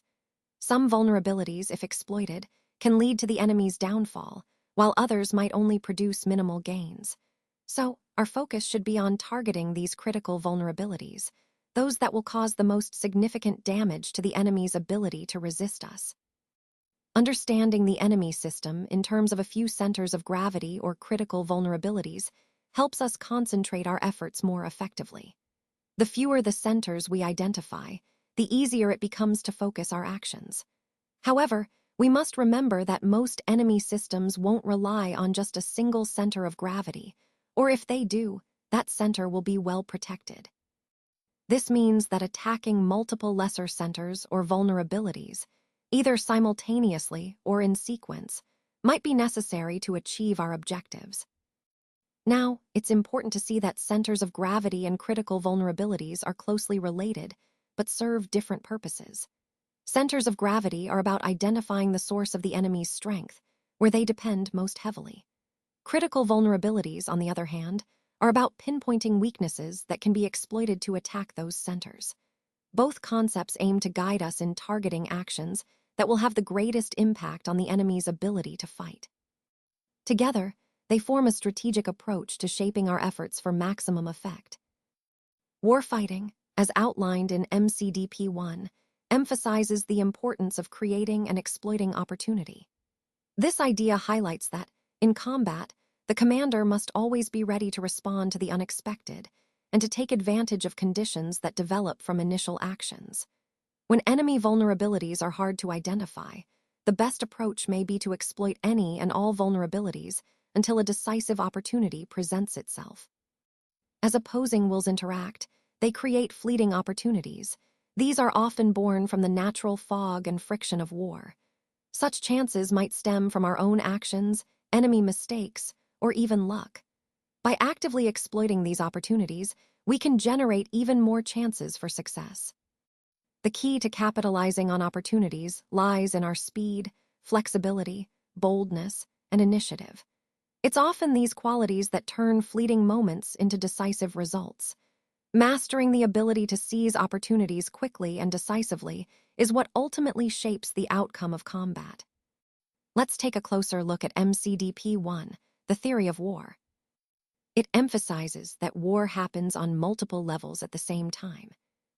This includes everything from the strategic direction of the overall war effort down to the tactical application of combat power in battle. At the highest level, war isn't just about military force. It's about using all elements of political power. Military force is just one piece of that puzzle. Action in war, regardless of the level, hinges on the constant interplay between initiative and response. The goal is to seize and maintain the initiative, keeping the momentum on our side. Throughout history, successful warfare relies on core concepts like speed, focus, surprise, and boldness. Being fast and decisive can catch the enemy off guard.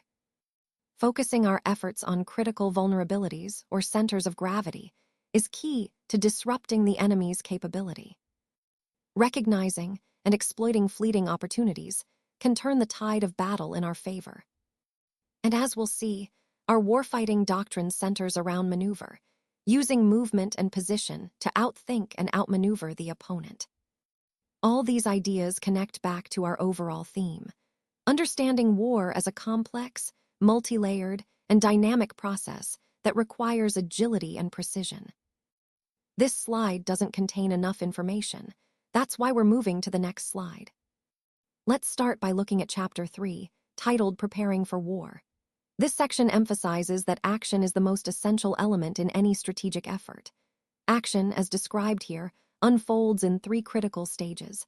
First, the decision that comes from careful thought. Second, the preparation or issuing of orders to execute that decision.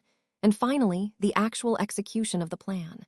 What ties all these stages together is the will, an inner drive that guides each step. It's important to understand that the will is deeply rooted in a person's character. For a man of action, character is even more vital than intellect. Why?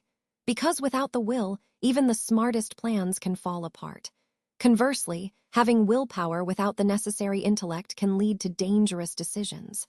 Both qualities need to work together for effective action. Now, moving on to the second quote, it highlights a different but equally important point.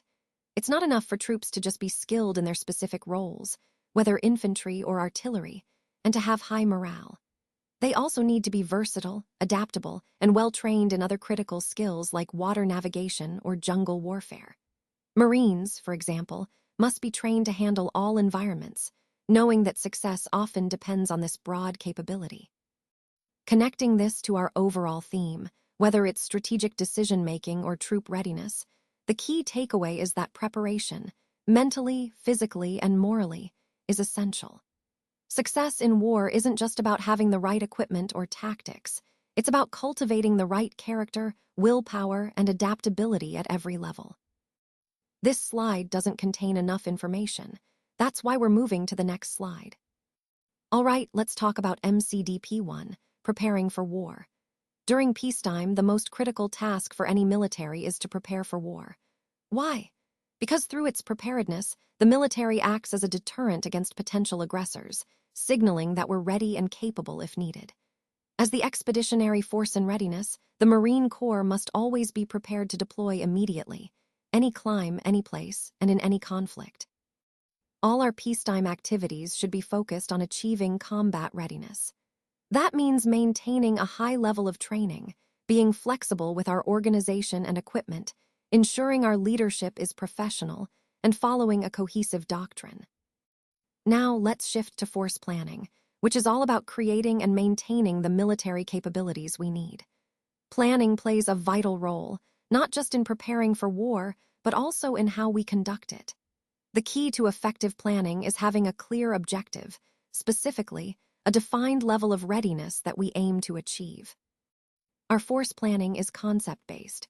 That means everything we do stems from a set of core concepts that describe how Marine forces will operate and perform essential functions. These concepts help us understand what kinds of missions we might face and how we can accomplish them efficiently. In essence, our planning is about ensuring we're always prepared to meet the challenges ahead, aligning our capabilities with the missions likely to come. This foundation keeps us ready to respond swiftly and effectively whenever called upon. Warfighting, as outlined in Marine Corps Doctrinal Publication 1, provides the fundamental concepts that help us identify the capabilities we need and how to develop them effectively. These concepts serve as a foundation for planning and executing our force development programs. Using this common set of ideas, force planning becomes a comprehensive effort. It integrates all aspects of the peacetime Marine Corps: training, education, doctrine, organization, personnel management, and equipment acquisition. The goal is to ensure unity of effort, which is crucial not only when preparing for war, but also during actual operations. This systematic approach helps us clearly define our objectives and plot a course to achieve them. It applies across all areas and levels of our preparation, ensuring consistency and effectiveness. Now, when we talk about organization, it's vital that our operating forces are structured to support rapid deployment and forward positioning. We need forces that can quickly respond to any environment and conduct expeditionary operations. This means maintaining our unique amphibious capabilities, while also ensuring we can deploy by whatever means are appropriate for the situation, be it sea, air, or land. Our active forces must be ready to respond immediately to most crises and conflicts. And of course, many sustained missions will require augmentation from our reserve forces to meet the demands. In essence, our organizational structure must enable agility, rapid response, and seamless integration across active and reserve components to accomplish our mission effectively. Now let's look at MCDP 1, Preparing for War. In this section, we see that Marine forces are organized into Marine Air Ground Task Forces, or MAGTFs, for both operations and training. These MAGTFs are versatile task organizations that include ground, aviation, combat service support, and command elements. What's important here is that they don't have a fixed structure. Instead, they are tailored to fit the specific situation at hand. This flexibility allows a single commander to command a combined arms force that can be adapted as the situation evolves. It's also crucial to understand that operating forces should be organized with warfighting in mind first, and then adapted for peacetime, rather than the other way around. The tables of organization should reflect two key priorities: flexibility and the ability to task organize based on specific circumstances. Units should be organized primarily by type, but only as much as training, administrative, and logistical needs require. Finally, commanders need to establish habitual relationships between supported and supporting units. This builds operational familiarity, which is vital for effective coordination. Of course, non-standard relationships can be established when the situation demands it. In essence, doctrine guides us in understanding the fundamental beliefs of the Marine Corps about war, its nature, its conduct, and helps us prepare appropriately for the complexities of modern combat. Warfighting is at the core of what we do, and Marine Corps doctrine, as outlined in MCDP 1, is essential to our understanding and execution of combat. Doctrine provides the foundational way of thinking about war and the methods we use to fight. It's more than just rules.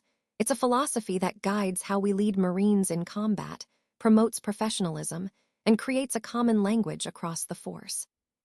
Essentially, it shapes how we practice our profession and ensures our actions are harmonious and understood by all. Our Marine Corps doctrine is officially sanctioned by the Commandant and documented in this publication. It's important to remember that doctrine doesn't prescribe step-by-step procedures for every situation. Instead, it offers broad guidance that requires judgment and adaptability in application. This makes it a flexible, authoritative framework rather than a rigid set of rules.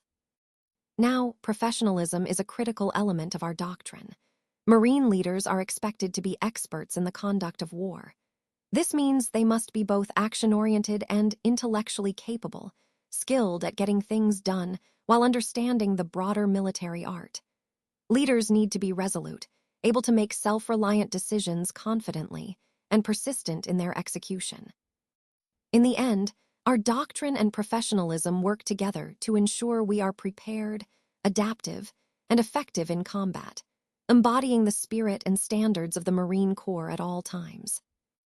Let's take a closer look at MCDP 1, Preparing for War. The military profession is fundamentally a thinking profession. Every Marine, regardless of rank, is expected to be a student of both the art and science of war. Officers, in particular, need a solid foundation in military theory and a good understanding of military history, because those timeless lessons are invaluable for guiding our actions today. Leaders must recognize the enormous responsibility that comes with their office. The resources we commit to war, most importantly human lives, are not to be taken lightly. Our style of warfare in the Marine Corps demands intelligent leaders who are bold and proactive, right down to the lowest levels. Now, boldness is a moral trait. It's essential because it unlocks combat power that goes beyond just physical strength. Initiative, or the willingness to act based on your own judgment, is what fuels that boldness. Of course, if these traits are carried to excess, they can lead to rashness. But we understand that mistakes made by junior leaders due to overboldness are part of the learning process. We should be lenient with these errors, avoiding a zero defects mentality that stifles initiative or boldness through fear of punishment. That doesn't mean we ignore mistakes or don't provide guidance. Constructive criticism is vital for learning. And importantly, fostering boldness and initiative must continue, despite inevitable mistakes, because they are essential to growth and effectiveness as leaders. Let's talk about warfighting as outlined in MCDP 1. One key point is that we should deal very seriously with errors of inaction or timidity. It's important to remember that lacking orders is not an excuse for doing nothing. Each Marine has a duty to take initiative when the situation calls for it. We cannot tolerate avoiding responsibility or taking unnecessary risks just to stay safe or avoid trouble. Trust is absolutely essential among leaders.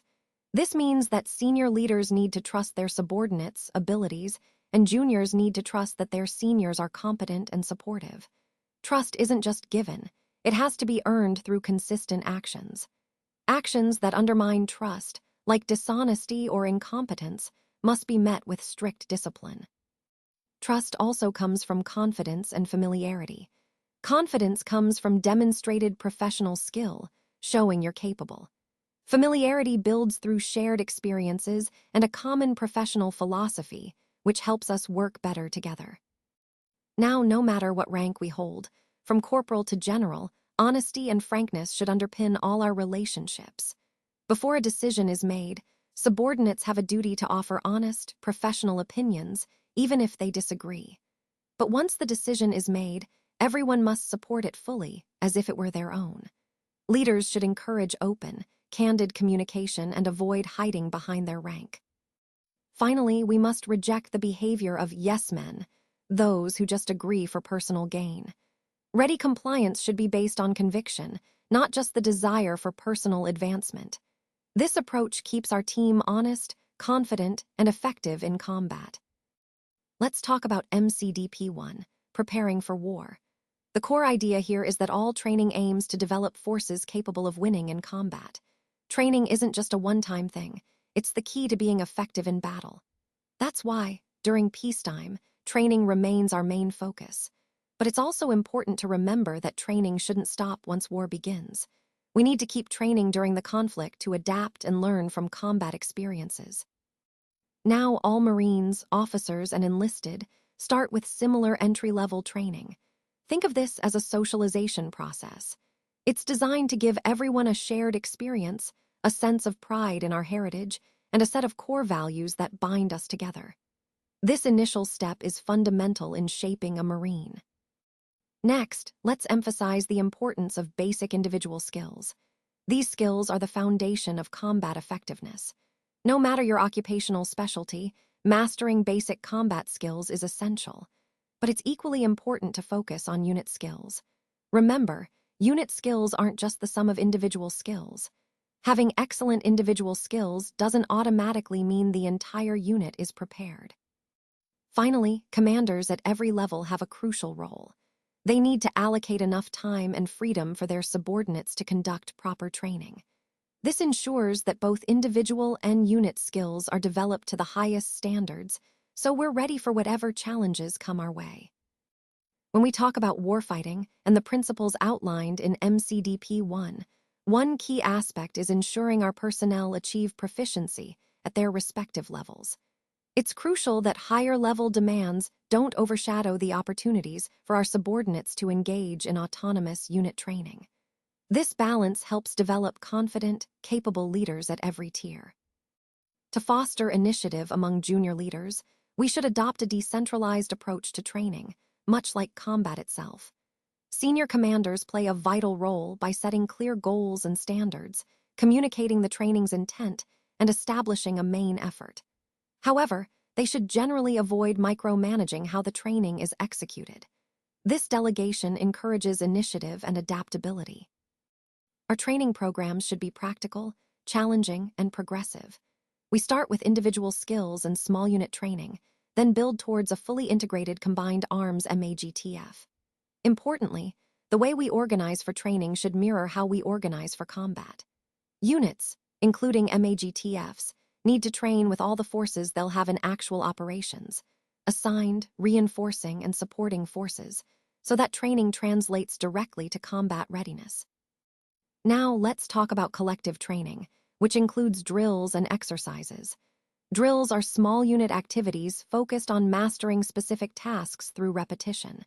They're excellent for developing standardized techniques and procedures, things like gun drills, pre-flight preparations, or immediate actions. The key here is repetition to build speed and coordination. On the other hand, exercises are more comprehensive. They simulate combat conditions to train units and individuals in tactics under realistic scenarios.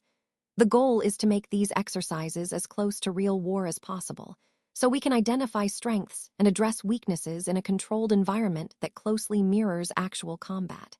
Together, drills and exercises form the backbone of effective collective training. Let's talk about MCDP 1, Preparing for War. In this section, we emphasize the importance of introducing friction into training through elements like uncertainty, stress, disorder, and opposing wills. Now, the last point, opposing wills, is the most critical because it's only through exercises where forces oppose each other freely that we can truly practice the art of war. Canned or dictated scenarios, on the other hand, tend to remove that essential element of independent, opposing wills, which is at the heart of real combat. Critiques are a vital part of our training process. They help us reflect critically on our performance, even when we've had success. The goal is to extract lessons from every training session. That's why we should hold critiques immediately afterward, before memories fade. It's important that these critiques happen in an environment of open and honest dialogue, where everyone feels encouraged to contribute. We learn just as much from our mistakes as from our successes, so admitting errors openly is essential. Of course, a subordinate's willingness to admit mistakes depends heavily on the commander's attitude towards them. We must foster a culture where mistakes aren't punished, but are viewed as learning opportunities. Since no two war situations are exactly the same, our critiques should focus more on understanding why we took certain actions, and why those actions led to particular results, rather than just judging the actions themselves. Finally, let's touch on professional military education. Its purpose is to develop creative, thinking leaders who can adapt and innovate from the very beginning of their careers. This continuous development is crucial to prepare us for the complex and unpredictable nature of war. Warfighting is a core element of our training, and according to MCDP 1, a leader's career should be viewed as a continuous, progressive process of development. At each stage, a Marine should be preparing for the next step in their growth. In the early stages of a leader's career, it's really about apprenticeship. This is when we lay the foundation in both theory and concepts that will serve us throughout our careers. During this time, Leaders focus on understanding the requirements of their field and on learning and applying the procedures and techniques specific to that field. Whether you're an aviator, an infantryman, an artilleryman, or a logistician, this is when you learn your trades. As you progress, the goal is to master your respective field and to understand how the techniques and procedures interrelate within it. The aim here is for a Marine to become an expert at the tactical level of war. Moving further along, as officers develop, their mastery should expand to cover a broader range of subjects, reaching into the operational level of war. At this stage, an officer should not only be an expert in tactics and techniques, but also have a solid understanding of combined arms, amphibious warfare, and expeditionary operations. At senior levels, the focus shifts to integrating and applying these capabilities across joint and multinational environments. An officer should be able to articulate and execute the art of war at all levels, demonstrating a comprehensive understanding that ties everything together. Lastly, it's important to recognize that the responsibility for implementing professional military education in the Marine Corps is three-tiered. This structure ensures that education and development are continuous and aligned with the evolving needs of leadership at every stage of a Marine's career. Let's talk about MCDP 1, preparing for war. This concept emphasizes that preparation isn't just about formal education, but also about active engagement with both the education establishment and, just as importantly, with the commander and the individual soldier. The education establishment includes those schools managed by the Marine Corps, subordinate commands, or even outside agencies. Their primary role is to provide formal education in the art and science of war. However, it's crucial to understand that these schools, especially officer schools, should focus on developing military judgment. This means teaching how to think critically and make sound decisions, rather than just rote memorization of facts. It's important to recognize that education alone can't fully prepare someone for their entire career, nor reach every individual. Instead, it builds upon the foundation laid by commanders and the personal effort of each individual through ongoing study. Now, as commanders, you should see the professional development of your subordinates as a core part of your responsibility. Building personal teacher-student relationships is key here. You're expected to conduct a continuous professional education program, covering military judgment, decision-making, general professional subjects, and technical skills relevant to their specialties. To support this development, tools like supervised reading programs, map exercises, war games, battle studies, and terrain studies are very effective. Remember, the way you develop your subordinates directly reflects on you as a leader. Your commitment to their growth shapes not only their skills, but also the overall readiness and effectiveness of your team. Finally, every Marine has an individual responsibility to study the profession of arms. A leader who lacks interest in or knowledge of the history and theory of warfare, the intellectual content of the military profession, is only a leader in appearance. Self-directed study in the art and science of war is just as important as maintaining physical fitness, and it should receive at least the same amount of time. This is especially true for officers, because after all, the mind is an officer's principal weapon. Moving on to personnel management, since war fundamentally relies on human effort, effective personnel management is crucial for success. This is especially important in maneuver warfare, which emphasizes individual judgment and action. We need to recognize that Marines of the same grade and occupational specialty are not interchangeable. They should be assigned to roles based on their specific abilities and temperament. This includes identifying those best suited for command and those better suited for staff roles, without penalizing them for those distinctions. The personnel management system should aim to maintain stability within units and staffs. Why? Because stability fosters cohesion, teamwork, and a shared understanding, elements essential for operational effectiveness. When we prioritize these aspects, we build stronger, more capable teams that can adapt and perform under pressure. On this slide, we're focusing on how we prepare for war according to MCDP 1. First, it's important to recognize that casualties in war will impact personnel stability. However, the more stable a unit is from the start, the better it can absorb those losses and effectively incorporate replacements. Stability is key to maintaining combat effectiveness under challenging conditions.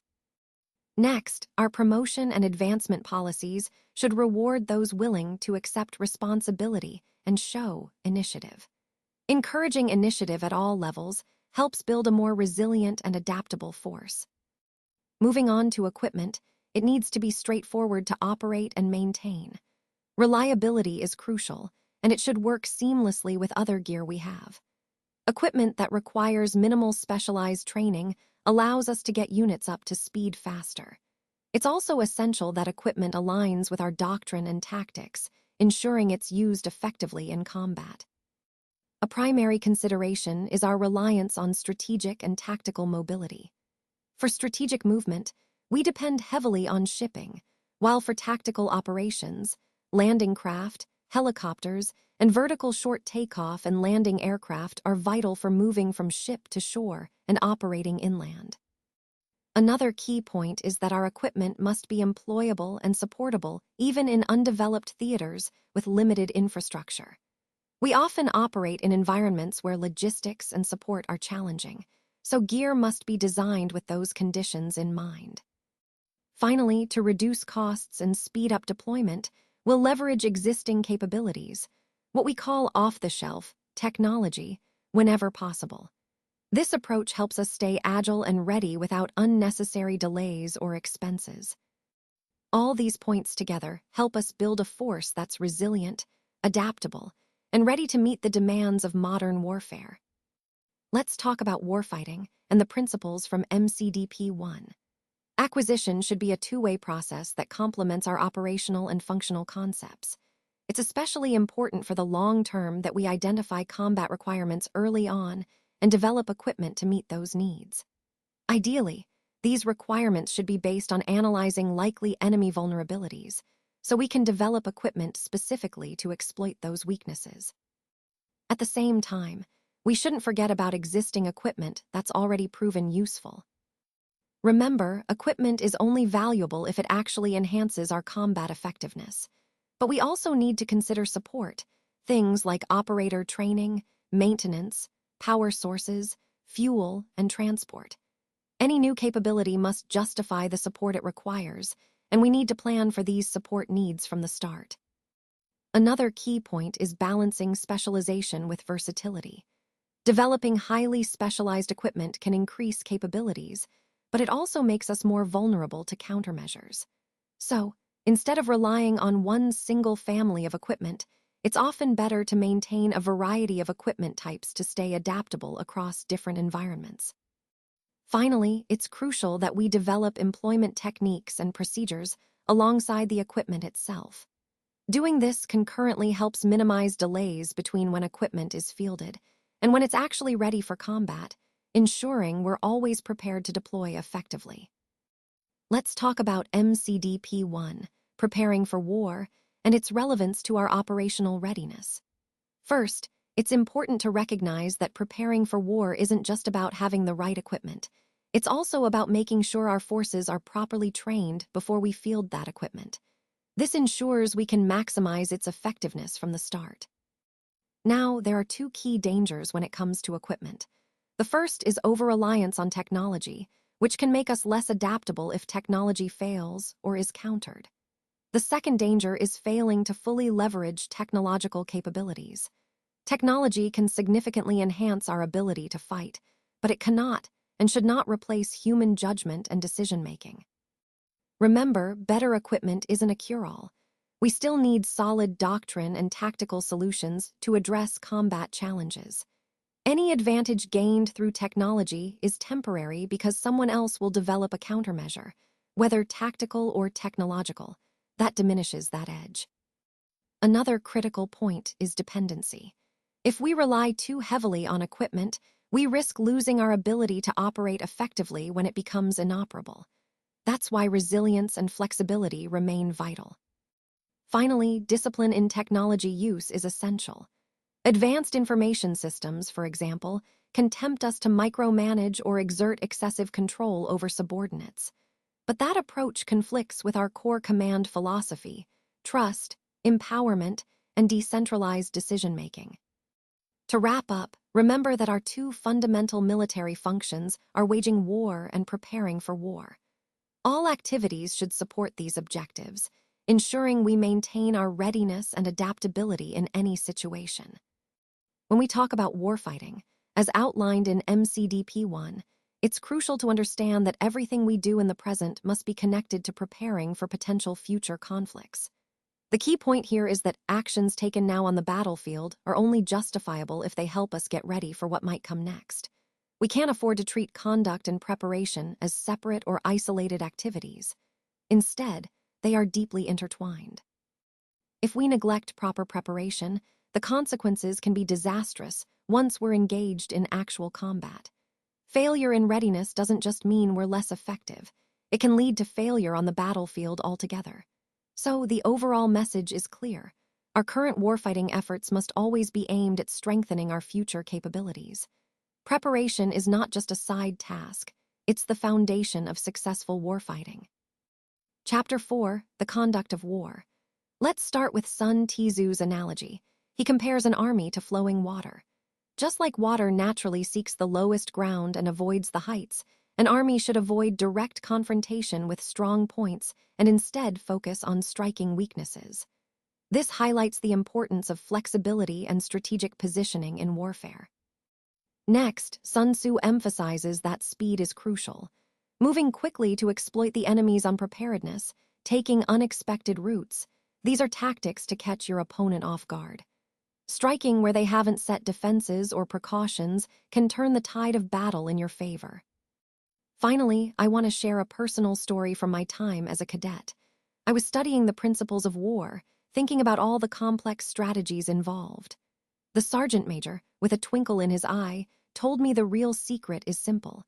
The key principle is to hit the enemy hard and fast, especially where they least expect it. To do so when they're unprepared can make all the difference. So overall, the conduct of war is about adaptability, speed, and striking with precision at the right moment and place.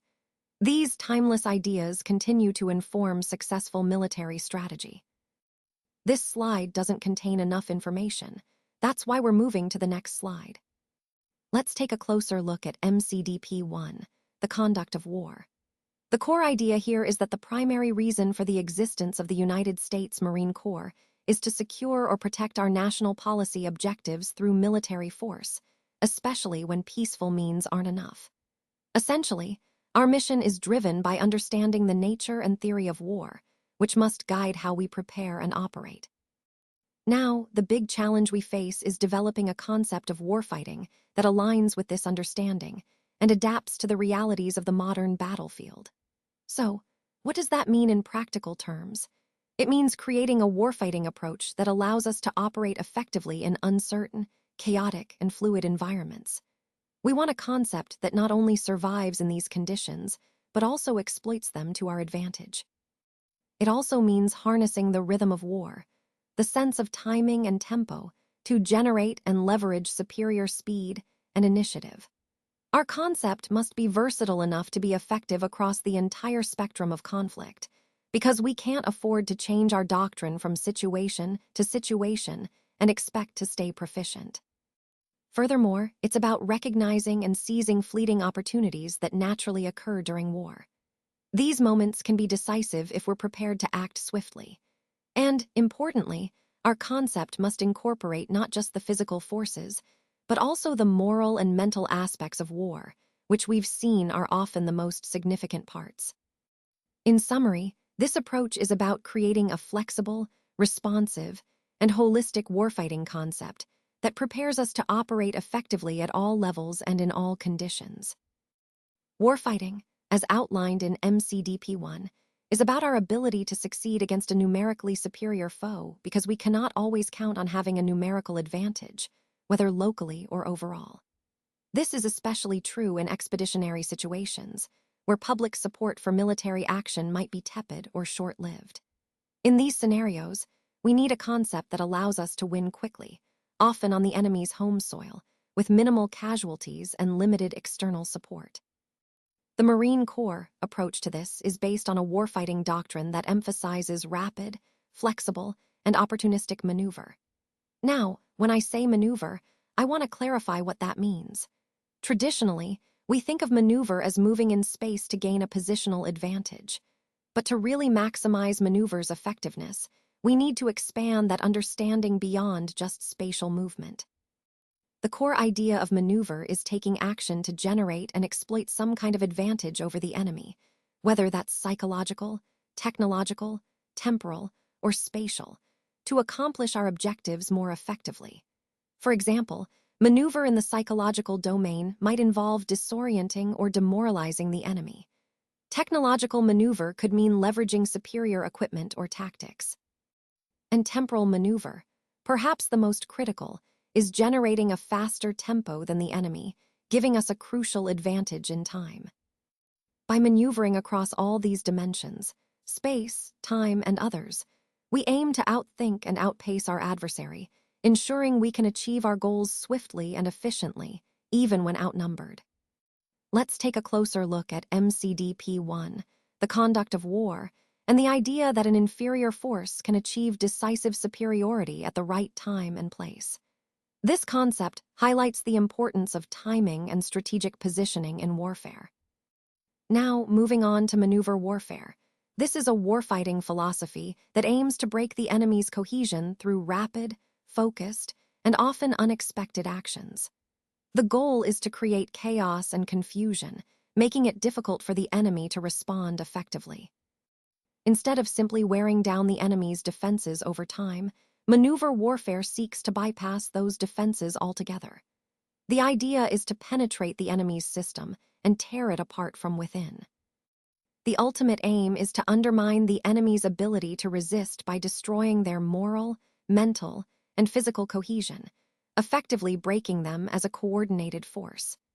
This approach focuses less on physical destruction, which can be costly and slow, and more on disrupting their ability to fight as a unified whole. Even if some enemy units continue fighting as individuals or small groups, we can neutralize their threat easily because their overall fighting capability has been compromised. It's important to note that this doesn't mean firepower isn't important, quite the opposite. Firepower remains central to maneuver warfare. We're not avoiding destruction. We're concentrating our fires and forces where they'll be most effective to achieve our objectives. So, in essence, maneuver warfare is about outthinking and outmaneuvering the enemy, disrupting their cohesion, and then using concentrated firepower to finish the job efficiently. Let's take a closer look at the concept of warfighting as outlined in MCDP-1. The core idea here is to strike decisively at critical points to eliminate enemy elements when the opportunity arises, and it aligns with our larger strategic goals. When engaged in combat, we can rarely afford to be passive. Instead, we should aggressively pursue the destruction of enemy forces. What's important to understand is that maneuver warfare often results in very high attrition against specific enemy units, those we focus our combat power on because they represent critical weaknesses. But it's not just about knocking out enemy units physically. The real objective is to cause systemic disruption within the enemy's entire organization. The most powerful effect of firepower, for example, isn't necessarily physical destruction, which tends to happen slowly, but rather the disruption that it causes to the enemy's cohesion and ability to operate effectively. The goal of maneuver warfare is to shatter the cohesion of the enemy's system. To do that, we aim to create situations where the enemy cannot function properly. We want to pose menacing dilemmas, scenarios where events unfold so quickly and unpredictably that the enemy cannot keep up. They need to see their situation not just deteriorating, but doing so at an accelerating rate. Ultimately, our objective is to induce panic and paralysis, making the enemy lose the ability to resist effectively. A key element in maneuver warfare is speed.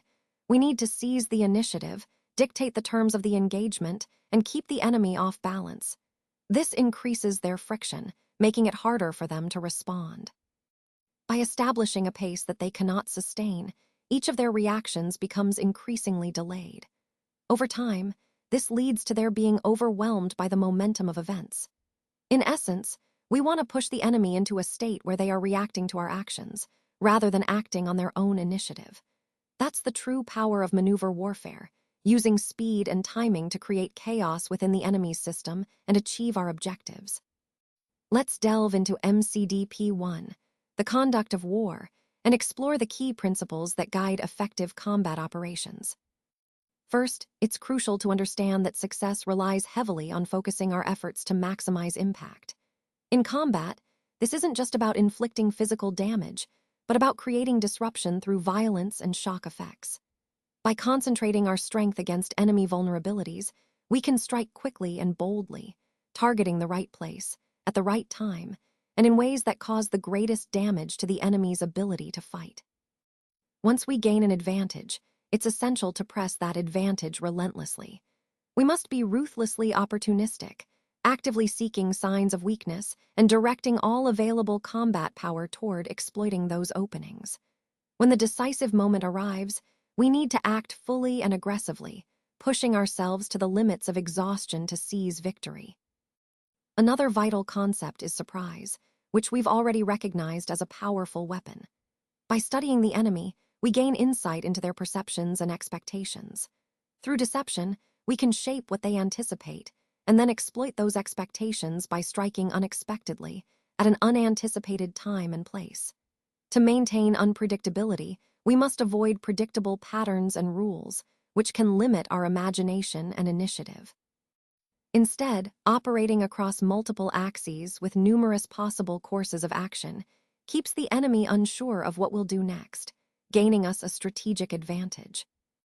Finally, besides traits like endurance and courage, maneuver warfare emphasizes being adaptable and inventive, using agility and cleverness to outmaneuver the enemy. This approach underscores the importance of agility, focus, and the relentless pursuit of opportunities to disrupt and defeat our adversaries. Warfighting is a complex and demanding human activity, as outlined in MCDP 1.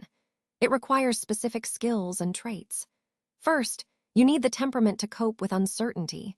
Things rarely go exactly as planned, and adaptability is crucial.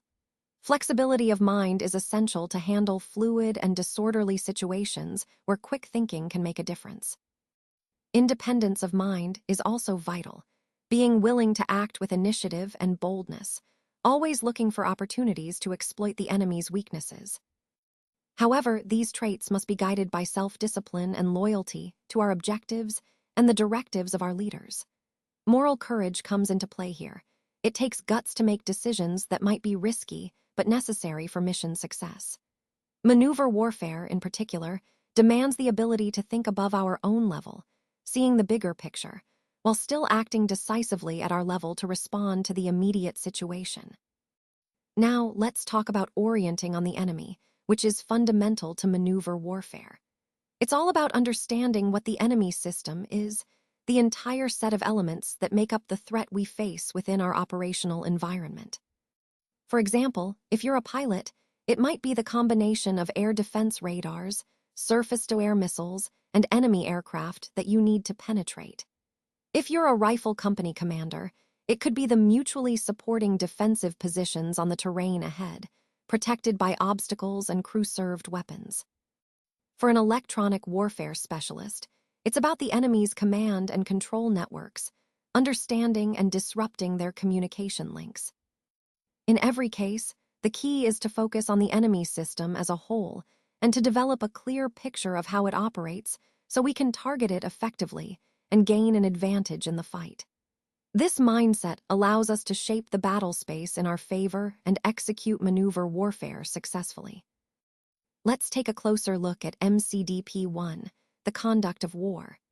When we talk about the commander, we're referring to the entire array of major combat formations within an area of operations, along with their supporting command and control, logistics, and intelligence organizations.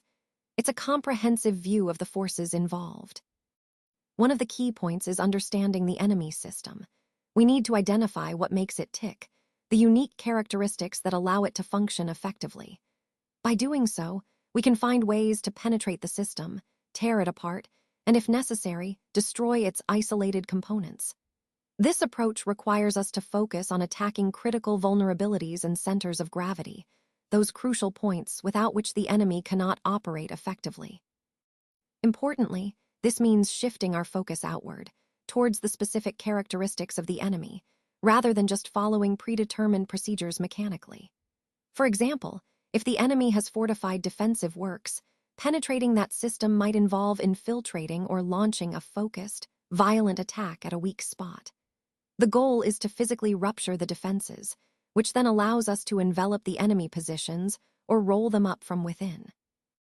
This tactic defeats their logical defense, rather than simply overwhelming each position frontally. Another vital aspect is understanding the enemy's mindset. We need to try to get inside their thought processes, to see the war through their eyes. This helps us set them up for defeat because we understand their perspective, values, and objectives. It's crucial to recognize that they may not think, fight, or value the same things we do. In summary, effective conduct of war requires us to understand the enemy system deeply, target its vulnerabilities intelligently, and approach the fight with an understanding of the enemy's mindset. This strategic perspective guides us to defeat the enemy more efficiently and decisively. Warfighting is fundamentally about how we apply our command philosophy in the chaos of combat. First, it's crucial that our approach to command supports the way we fight. To generate the tempo of operations we need, and to effectively handle the uncertainty, disorder, and fluidity of combat, we must decentralize command and control. This means that subordinate commanders should be empowered to make decisions on their own initiative, based on their understanding of the commander's intent, rather than waiting to pass information up the chain and then receive instructions back down. The reason for this is simple. A competent subordinate at the point of decision will often have a clearer picture of the true situation than a senior commander who's farther removed. Individual initiative and responsibility become paramount here, and the main way we put this into practice is through mission tactics, which we'll discuss in more detail later. Now, second, because we recognize that war is a human enterprise, no matter how advanced our technology, our command philosophy must be rooted in human characteristics. Communications, tools, and procedures can help us command more effectively, but they should never replace or diminish the human element. Instead, our approach must exploit human traits such as boldness, initiative, personality, strength of will, and imagination. In essence, our command philosophy is about trusting and empowering the human element at every level to adapt, decide, and act decisively in the heat of battle. Let's talk about the key ideas in MCDP 1, the conduct of war. Our philosophy of command emphasizes the power of human communication, especially the ability to communicate implicitly. This means using mutual understanding, shared language, and even anticipating each other's thoughts, rather than relying solely on detailed instructions. It's a faster, more effective way to operate, and it's built through familiarity and trust, which come from shared experience and a common philosophy. Practically speaking, this implies a few things. First, we should build long-term working relationships to develop that trust and familiarity. Second, key individuals, what we call actuals, should communicate directly whenever possible, rather than through intermediaries. Third, oral communication is preferred because tone and inflection add meaning beyond words. And fourth, talking in person matters because gestures and body language convey important information too. Now, regarding command positions, commanders should position themselves where they can influence the action most effectively, often forward. This proximity allows them to see and sense what's happening firsthand, rather than just relying on reports. It helps them develop an intuitive understanding of the situation. Being close to the action also enables them to exert personal influence at critical moments and observe directly what might impact the outcome, helping them make better decisions and adapt quickly. Let's talk about warfighting and the importance of effective command. According to Marine Corps Doctrine Publication 1, delays and inaccuracies often occur when information is passed up and down the chain of command. This can slow decision-making and affect our ability to respond swiftly. Ultimately, we recognize that personal leadership plays a crucial role. It's only through a commander's physical presence, by sharing danger and privation, that they truly gain the trust and confidence of their subordinates. But it's important to remember that command doesn't mean micromanaging every detail. It's about striking a balance, being present and leading from the front, but also staying connected to the bigger picture. Sometimes, keeping command in a central location, like a combat operations center, helps maintain overall situational awareness. The key is not to become so focused on one aspect that we lose sight of the entire environment. Now, we also need to understand that war is inherently disorderly, uncertain, and constantly changing. Friction, the unexpected obstacles and challenges, are part of that reality. And maneuver warfare, with its emphasis on speed and initiative, tends to be even more disorderly by nature. It's tempting to seek certainty and control every event, but that's actually counterproductive. War's chaos and friction are what make it unpredictable, and trying to impose rigid control can deny the very nature of warfare. Instead, we must learn to operate effectively within this chaos, adapt, be flexible, and even use disorder to our advantage. If we can accept and adapt to these conditions, we limit their negative impact and can turn chaos into a weapon against an opponent who struggles to cope with such environment. Ultimately, understanding and embracing the disorder of war is essential to successful maneuver warfare. Today, I want to focus on some key principles from MCDP 1, the conduct of war, that are essential to understanding effective command. First, it's important to realize that in practical terms, we should not strive for certainty before taking action. If we wait for perfect certainty, we risk losing the initiative and missing valuable opportunities. Similarly, we shouldn't try to maintain excessive control over our subordinates, because that can slow down our tempo and stifle their initiative. Flexibility and trust are crucial. We also need to avoid trying to impose a strict, precise order on the chaos of combat, as that can lead us to a formulaic approach that doesn't adapt well to real-world situations. Instead, we must be ready to adapt to changing circumstances and seize opportunities as they come, rather than rigidly sticking to plans that may no longer be useful. Now, a few points about our overall command philosophy. While it's rooted in our fighting style, it's not just for wartime. It's equally vital during the preparation phases. We can't expect our subordinates to be bold and initiative-taking if they're used to being overly supervised in garrison. Whether it's training, procurement, administration, or police work, this philosophy should guide all aspects of our leadership. Finally, this philosophy hinges on competent leadership at every level. While a centralized system relies on a single, capable leader, like the senior commander, a decentralized system depends on leaders at all levels demonstrating sound judgment and initiative. Initiative isn't just a good idea, it's an essential part of being a competent commander. Warfighting is at the core of our philosophy, and as outlined in MCDP 1, it emphasizes the importance of familiarity among comrades. This shared understanding is crucial because only through it can we develop the implicit communication that allows us to act as a cohesive unit. Most importantly, our philosophy requires confidence. Confidence not just among peers, but also between seniors and subordinates. When we talk about suing the action, we're highlighting that our goal isn't just to whittle down enemy strength through attrition. Instead, we need a larger, strategic plan for how we expect to achieve victory. In other words, before taking action, we must understand how we intend to win. The first step is to establish what we want to accomplish, our objectives, and understand why we want to achieve them and how. Without a clear concept and intent, the unity of effort becomes impossible. We need to identify those enemy vulnerabilities that, if exploited, will most directly undermine their centers of gravity and help us reach our mission. Once we have this clarity, we can shape our campaign, operation, or engagement to our advantage, both in terms of timing and geography. It's also vital to see ourselves through the enemy's perspective, identify our vulnerabilities they might attack, and anticipate their actions. By doing this, we can better prepare countermeasures and stay one step ahead. Ultimately, it's about crafting a well-informed plan rooted in understanding, confidence, and shared purpose. These are the keys to effective warfighting. When the moment of engagement arrives, the outcome will already have been determined. That's because, through our efforts beforehand, we influence the events leading up to the encounter, shaping the conditions of war so that the result becomes almost inevitable. In essence, we set the stage so that victory is a natural progression. To do this effectively, we need to project our thoughts forward in both time and space.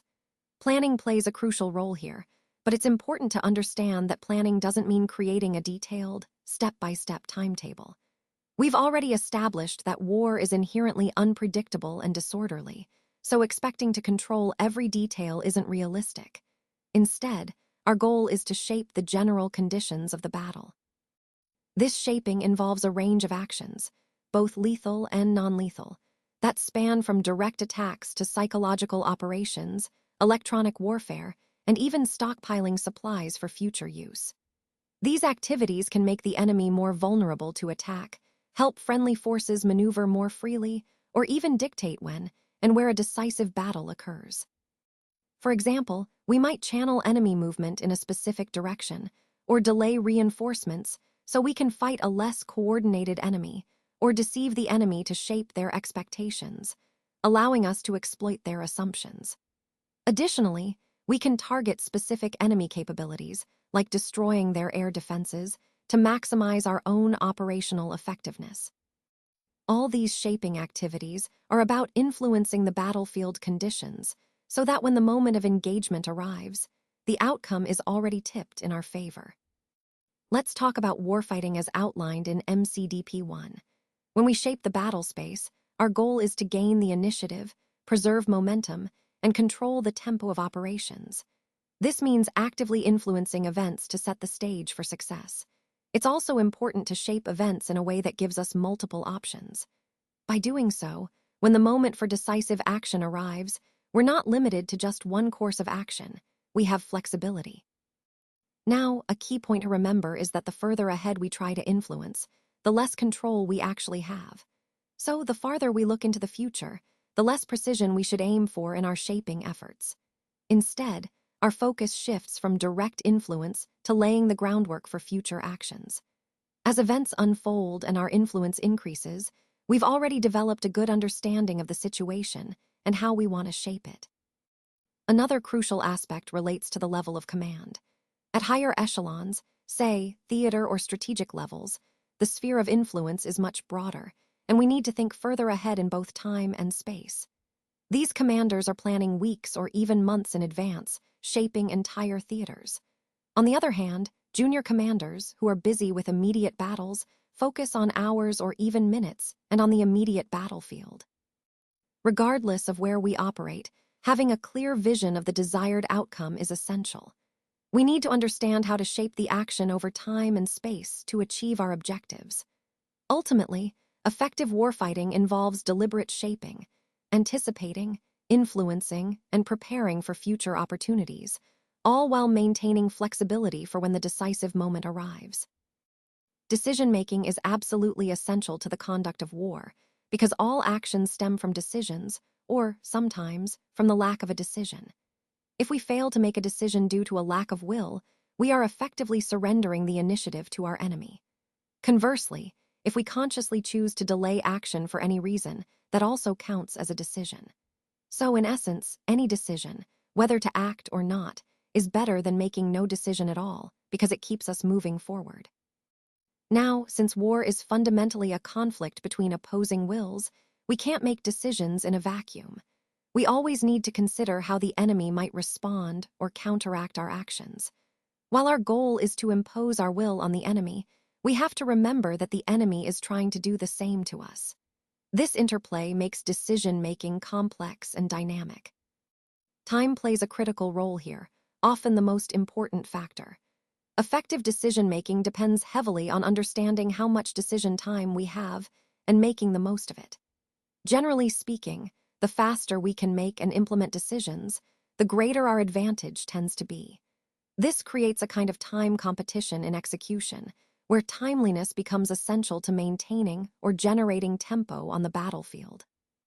Timely decisions require rapid thinking and focusing only on the essential factors.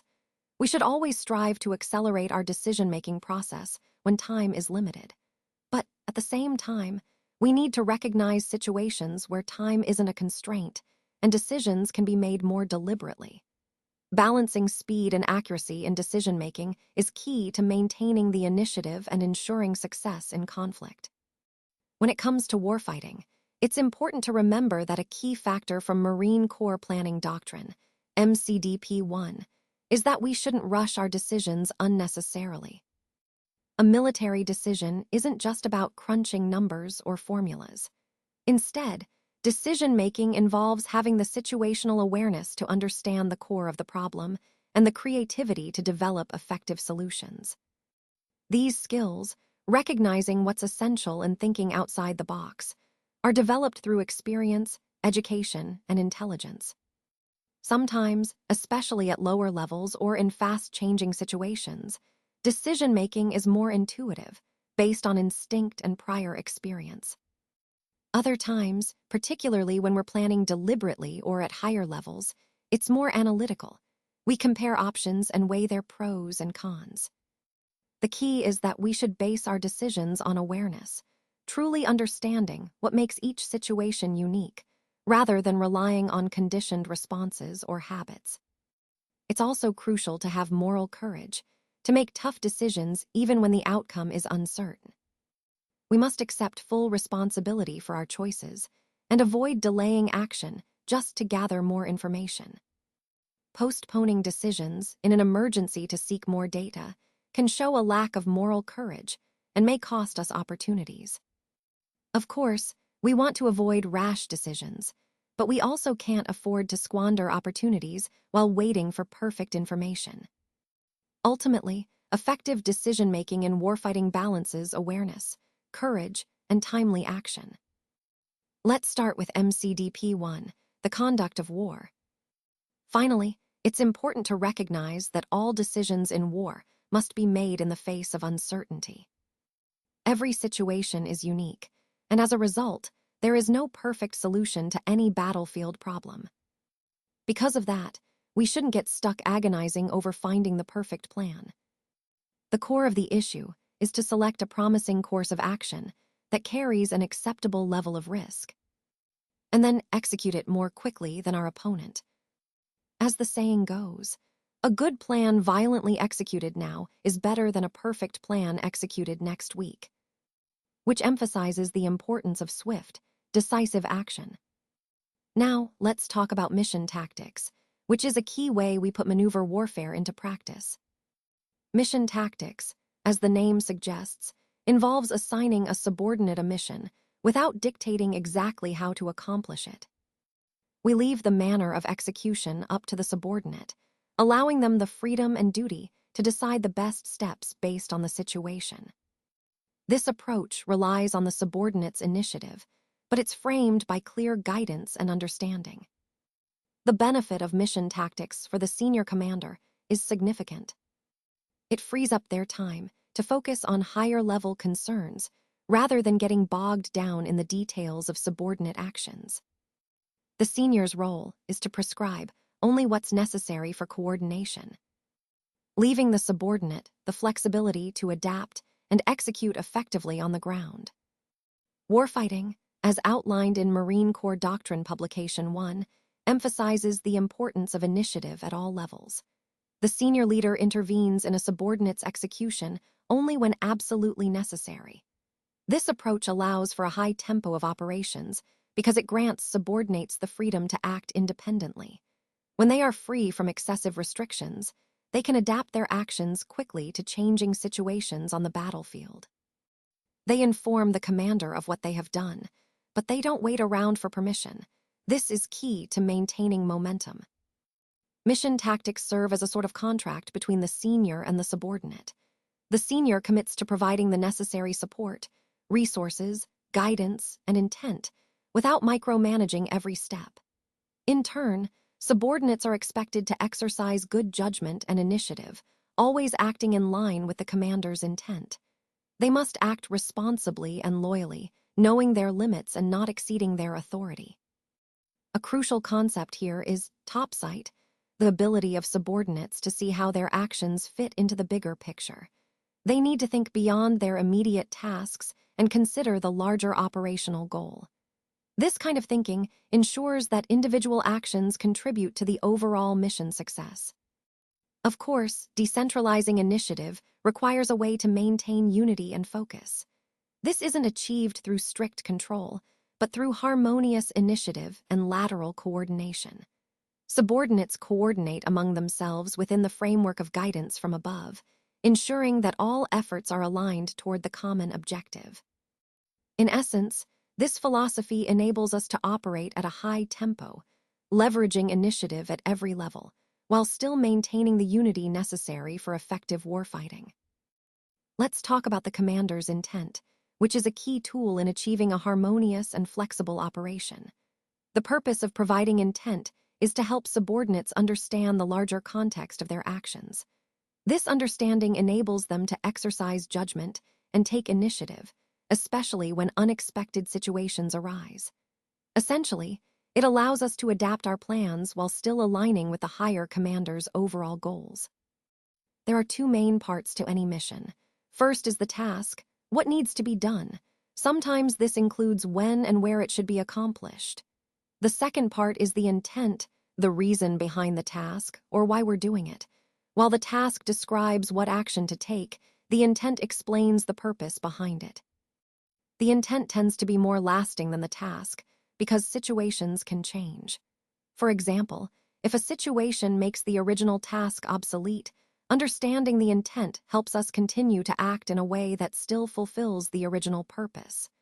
When we understand our commander's intent, we can take the initiative confidently, knowing we're still working toward the intended goal.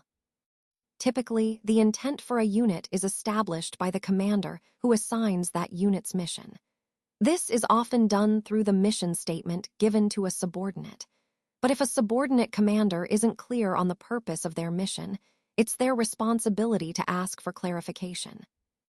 In summary, understanding the commander's intent is crucial because it guides us beyond just following orders. It empowers us to act in the spirit of those orders, even when circumstances change. Warfighting is a fundamental concept in military operations, and according to MCDP 1, it all begins with the mission. Once the commander understands the mission, the next step is to develop a concept of operations. This concept explains how the unit will accomplish the mission and involves assigning specific missions to subordinates.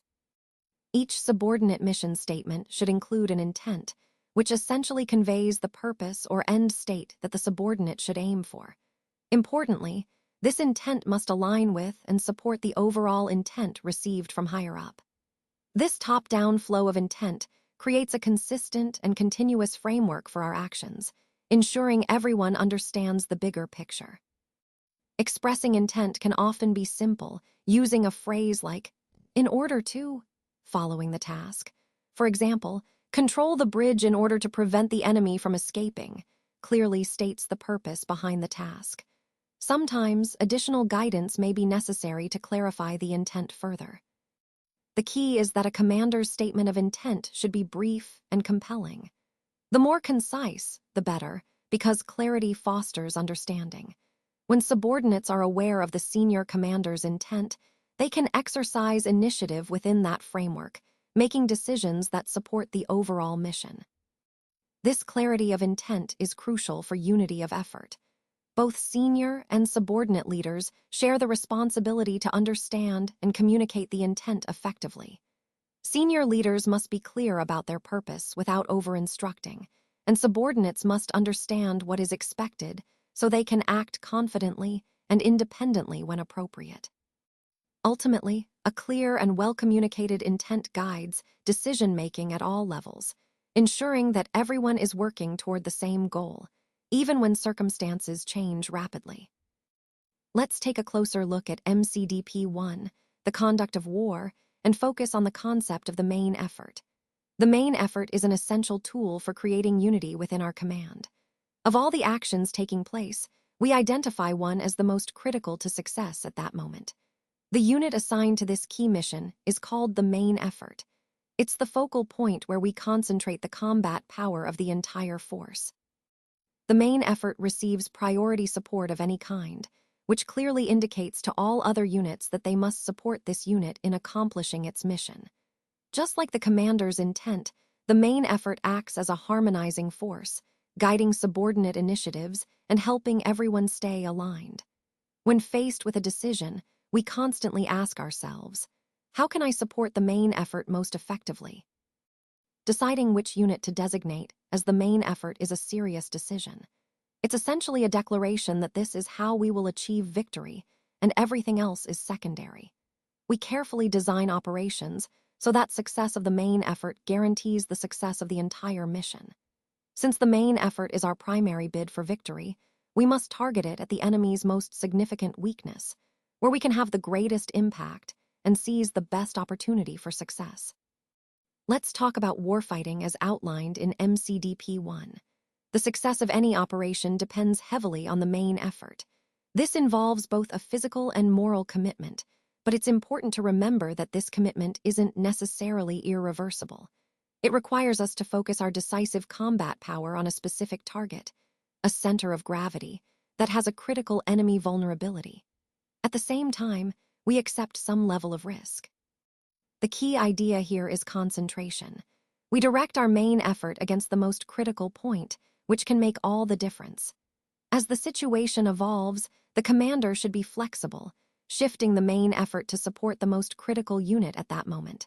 When doing so, our goal is to exploit successes rather than reinforce failures. Now, moving on to surfaces and gaps. Think of surfaces as enemy strengths, hard spots or areas we want to avoid. Gaps are the opposite, enemy weaknesses or soft spots that we aim to target. Our strategy is to avoid engaging enemy strengths directly, because that often leads to higher casualties and less decisive results. Instead, we focus on exploiting enemy weaknesses or gaps to penetrate their defenses effectively. Whenever possible, we seek to exploit existing gaps. If none are available, then our task is to create them, whether they're physical gaps in their defenses or weaknesses in time, space, or other aspects. Recognizing and targeting these gaps allows us to undermine the enemy systematically and efficiently, ultimately increasing our chances of victory. Let's explore MCDP 1, the conduct of war, and how it emphasizes understanding capabilities and the dynamic nature of engagement. A capability can be a specific moment when the enemy becomes overexposed or vulnerable, like a seam in their air defense, an infantry unit caught unprepared in open terrain, or a boundary between two units. These are moments we can exploit. Similarly, a surface might be an actual strongpoint, or it could be any enemy strength, such as a position they've just reinforced or a technological advantage they hold with a particular weapons system. Recognizing these surfaces and gaps requires good judgment, because what appears to be a surface in one context could be a gap in another. For example, a forest might block vehicle movement for an armored unit, making it a surface to them. But for infantry, it could be a perfect infiltration route, so it's all about perspective. It's also important to note that the enemy will often try to disguise their dispositions, making what looks like a gap sometimes a trap. Because war is so fluid, gaps are rarely permanent, they're typically fleeting. To take advantage of these opportunities, we need to be flexible and move quickly. Continuous reconnaissance is essential to spot these gaps. Once identified, exploiting these gaps means funneling our forces through swiftly. For instance, if our main effort strikes a surface but another unit spots a gap, we shift our focus and designate that second unit as the main effort. We then redirect our combat power to support it.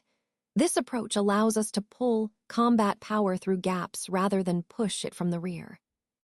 And crucially, we must rely on the initiative of our subordinates, empowering them to act decisively when opportunities arise. This adaptability and initiative are key to successfully conducting war at the operational level.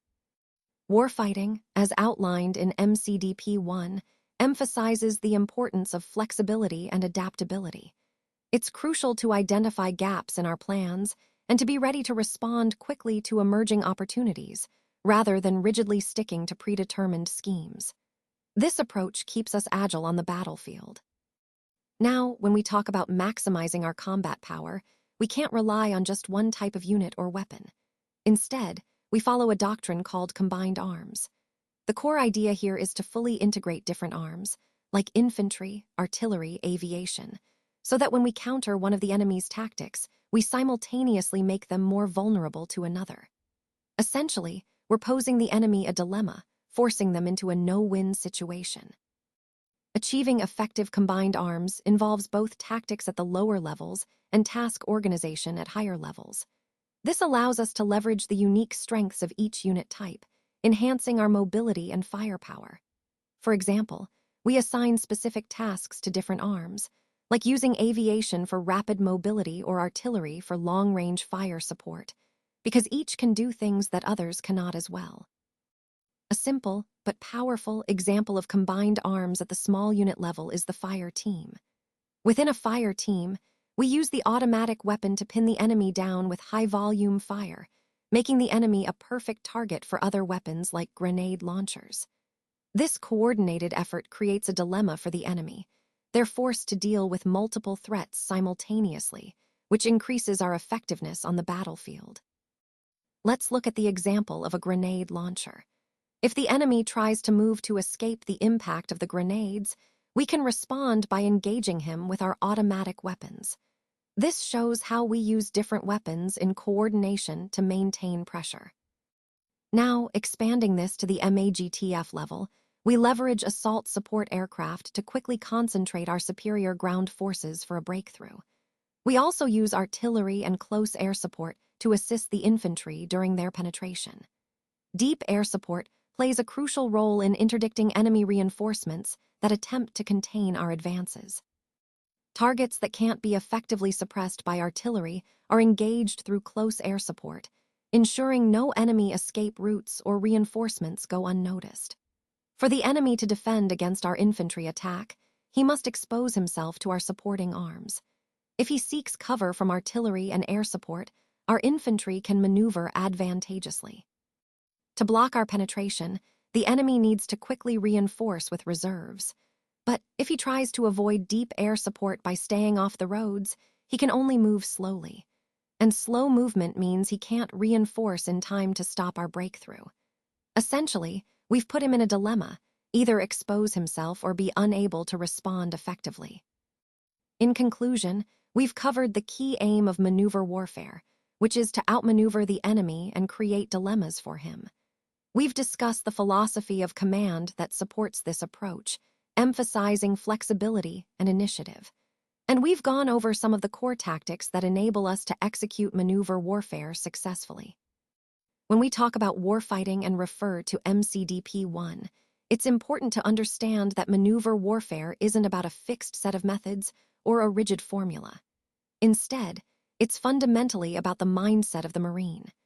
It's a way of thinking that applies across all levels, whether you're the expeditionary force commander or a fire team leader.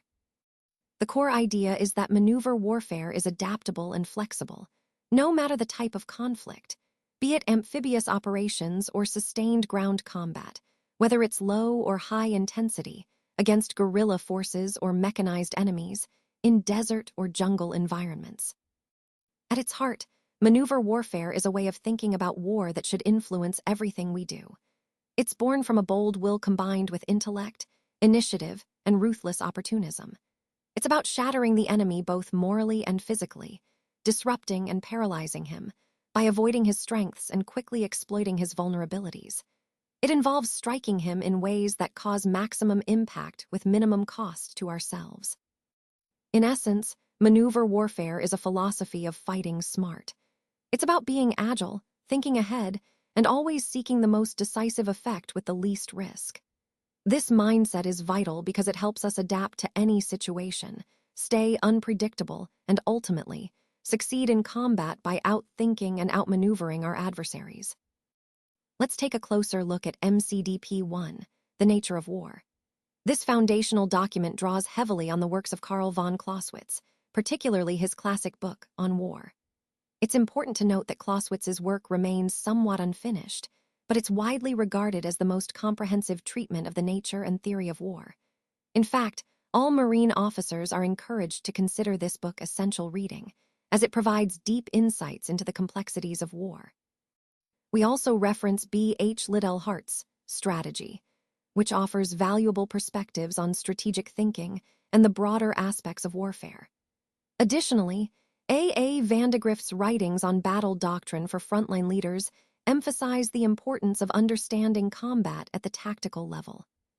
A key point from Clausewitz is that war can be understood as nothing more than a duel, what he describes as a Zweikampf, or two-struggle. Imagine two wrestlers locked in combat. Each tries to use physical force to make the other submit. The ultimate goal for each is to throw the opponent, rendering them incapable of resistance. This analogy helps us grasp the essence of conflict. It's a continuous struggle of force and will. Furthermore, understanding war as a duel underscores its inherently violent and competitive nature. Clausewitz's insights remind us that war is not just a series of battles, but a complex interaction of multiple duels, each contributing to the overall outcome. Recognizing this helps us better appreciate the strategic and operational decisions we make, as they are part of this larger, ongoing struggle. In the context of our overall theme, this slide emphasizes that war's fundamental nature involves confrontation, force, and the relentless pursuit of victory, concepts that are central to effective military strategy and leadership. Let's start by considering a powerful first-hand account of war, Guy Sager's The Forgotten Soldier. It provides a vivid description of what human experience and reaction look like on the battlefield, especially from the perspective of a German infantryman on the Eastern Front during World War II. Reading such accounts helps us understand the brutal realities soldiers face. Now, some might think that war could be fought with minimal bloodshed through clever strategies, or that the true goal of war is to avoid unnecessary violence. But as Sager's account, and many others show us, that's a fallacy. War is inherently dangerous, and mistakes driven by kindness or wishful thinking can often lead to even greater suffering. It's important to recognize that war's brutality must be acknowledged rather than ignored or sugar-coated. This idea is also echoed by Clausewitz, who emphasized that we can't turn a blind eye to the harsh realities of war. We have to see it for what it truly is, not just what we hope it to be. That's essential for understanding how to approach war strategically and psychologically. For insights into how men react under fire, we can look at S.L.A. Marshall's Men Against Fire. Despite some criticism of his methods, his observations remain valuable because they shed light on the human response to combat, fear, stress, and the struggle to maintain morale. And a quick note on military thought. There's a famous maxim by Napoleon that the moral factor in war outweighs the material by 3-to-1. This highlights that the psychological and moral components are often more decisive than the physical resources or firepower we might think are the most important.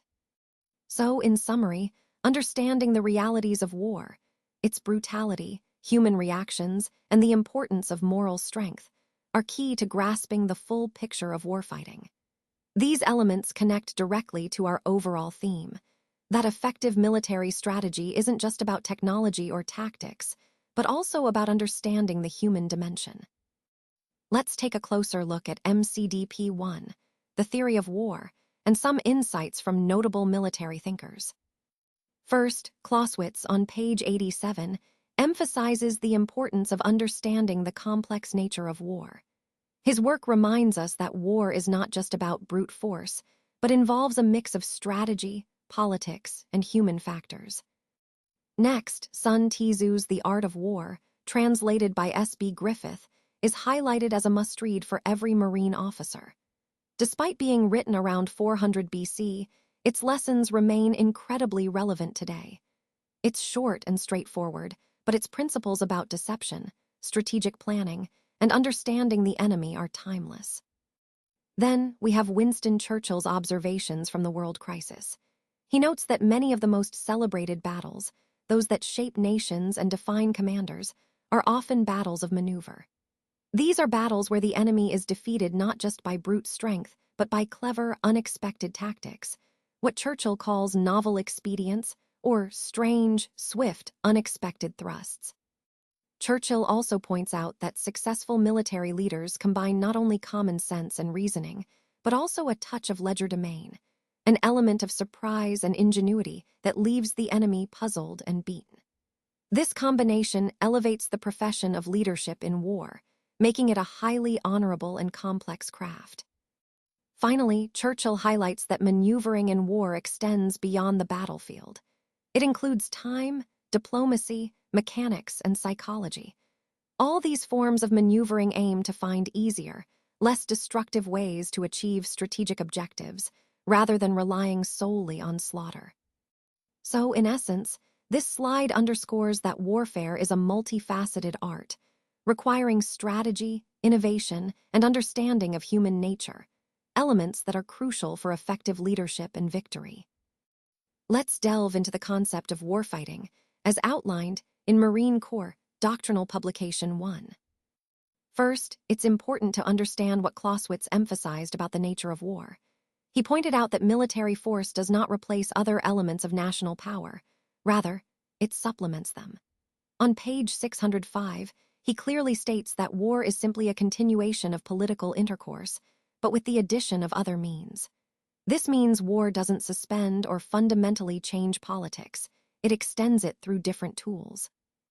Next, we should clarify the idea of annihilation versus incapacitation. Many think of annihilation as the total physical destruction of all enemy troops and equipment, but in reality, this is rarely achieved or even necessary.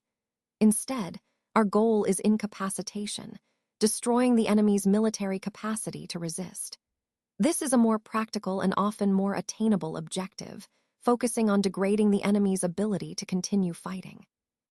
Moving on, let's talk about the strategy of erosion, also known as strategy of attrition in classical military terms. These concepts are essentially the same, but we prefer the term erosion to avoid confusion with tactical attrition warfare. It's about gradually wearing down the enemy's resources and will to fight over time. Finally, at the strategic level of war, the focus is on determining national or multinational security objectives. This level involves developing and coordinating resources to achieve those objectives. It's about setting the overall direction, sequencing initiatives, and defining the limits within which military actions occur. All of these elements together help us understand the broader picture of warfighting, emphasizing that it's a complex interplay of political, strategic, and operational considerations. Let's take a closer look at MCDP 1, which provides a comprehensive framework for understanding military planning and strategy. First, it emphasizes the importance of assessing risks when using military and other instruments of national power. This involves developing both global plans and theater war plans to achieve our objectives effectively. These plans guide how we provide military forces and capabilities aligned with strategic goals. Next, the concept of national strategy, often called grand strategy, is crucial. It's about the art and science of integrating political, economic, and psychological tools of a nation, along with our armed forces, to secure our national objectives during both peace and war. Essentially, it's the big picture guiding our efforts. We also need to understand military strategy itself, which focuses on employing our armed forces to support national policy, either through the application of force or the threat of force. It's about making sure our military actions align with and support our broader political goals. Now, at the tactical level of war, we're looking at the specific battles and engagements. This is where plans are executed and focused on achieving tactical objectives. It involves the direct maneuvering of combat elements in relation to each other and the enemy, with the goal of winning individual battles that contribute to larger objectives. Moving up a level, the operational level of war is where we plan and conduct campaigns and major operations. This level connects tactics and strategy by setting operational objectives that help us accomplish strategic goals within specific theaters or areas of operations. It involves sequencing actions, deploying resources, and ensuring logistics and support are in place. Essentially, it's about managing the big moves over time and space to sustain our efforts. In summary, understanding these different levels, risk assessment, strategic planning, and the various levels of war, helps us develop effective military approaches that support our overall national objectives. Warfighting is a fundamental concept in our military doctrine, and it's elaborated in MCDP 1. Essentially, it's about the combination of tactical forces and the means by which we turn tactical successes into strategic achievements. As joint publication I02 states, it's about the employment of those forces to generate combat power and to achieve the commander's intent. If we look at Clausewitz, he emphasizes the importance of understanding how battles and campaigns influence the larger strategic picture. On page 357, he discusses the dynamic interaction between tactics and strategy, highlighting that tactical victories must be exploited to reach strategic goals. Similarly, on page 528, he delves into the nature of war and the importance of adapting to changing circumstances. For a deeper historical perspective, I recommend Edward N. Lutwack's book, Strategy, The Logic of War and Peace, especially pages 91 through 112. He provides an excellent discussion of the attrition maneuver spectrum, illustrating how different conflicts have played out across this range with historical examples of attrition and maneuver warfare. Moving on, let's consider combat power. This is defined as the total means of destructive or disruptive force that a military unit or formation can apply against the opponent at any given time. As joint publication I02 states, it's about how much destructive capacity we can bring to bear when needed. Clausewitz also emphasizes this, particularly on page 194, where he discusses the importance of concentration and massing of combat power to achieve decisive results. Now let's talk about tempo. This is often linked to a mental process known as the decision cycle, or the OODA loop, a concept pioneered by John Boyd in his famous lecture, The Patterns of Conflict. Boyd identified 4 steps: observation, where you gather information; orientation, where you interpret what you've observed; decision, where you choose a course of action; and action, where you execute that decision. Boyd argued that the key to gaining an advantage in conflict is completing this cycle faster than your opponent. The faster you observe, orient, decide, and act, the more your forces can surprise and outmaneuver the enemy. This cycle, when executed efficiently, becomes a critical element of maintaining tempo and gaining the upper hand in warfighting. Let's take a closer look at MCDP 1 and how it emphasizes the importance of adapting through cycles of conflict. As the cycle progresses, the enemy's reactions tend to slow down, which makes their responses less effective over time. This gradual slowdown allows us to gain an advantage, but only if we recognize and capitalize on it before we're overwhelmed by events. This concept is rooted in military theory, and you'll see references to Clausewitz, who highlights the dynamic nature of conflict and the importance of understanding these shifts. When we talk about centers of gravity, we're referring to those key characteristics, capabilities, or localities that give a military force its strength, its freedom of action, or its will to fight. Identifying these centers is crucial because they are the pivotal points that, if targeted or protected, can shape the outcome of a conflict. In terms of preparation, we draw insights from historical figures like Hans von Seeckt, who emphasized the importance of strategic thinking in his writings, as well as from doctrine such as FMFRP 1246, which covers base operations and logistical planning in specific contexts like Micronesia. Force planning, as defined, involves the process of creating and maintaining military capabilities. It's primarily the responsibility of the military departments and services, and it operates under the broader umbrella of the Department of Defense's administrative control.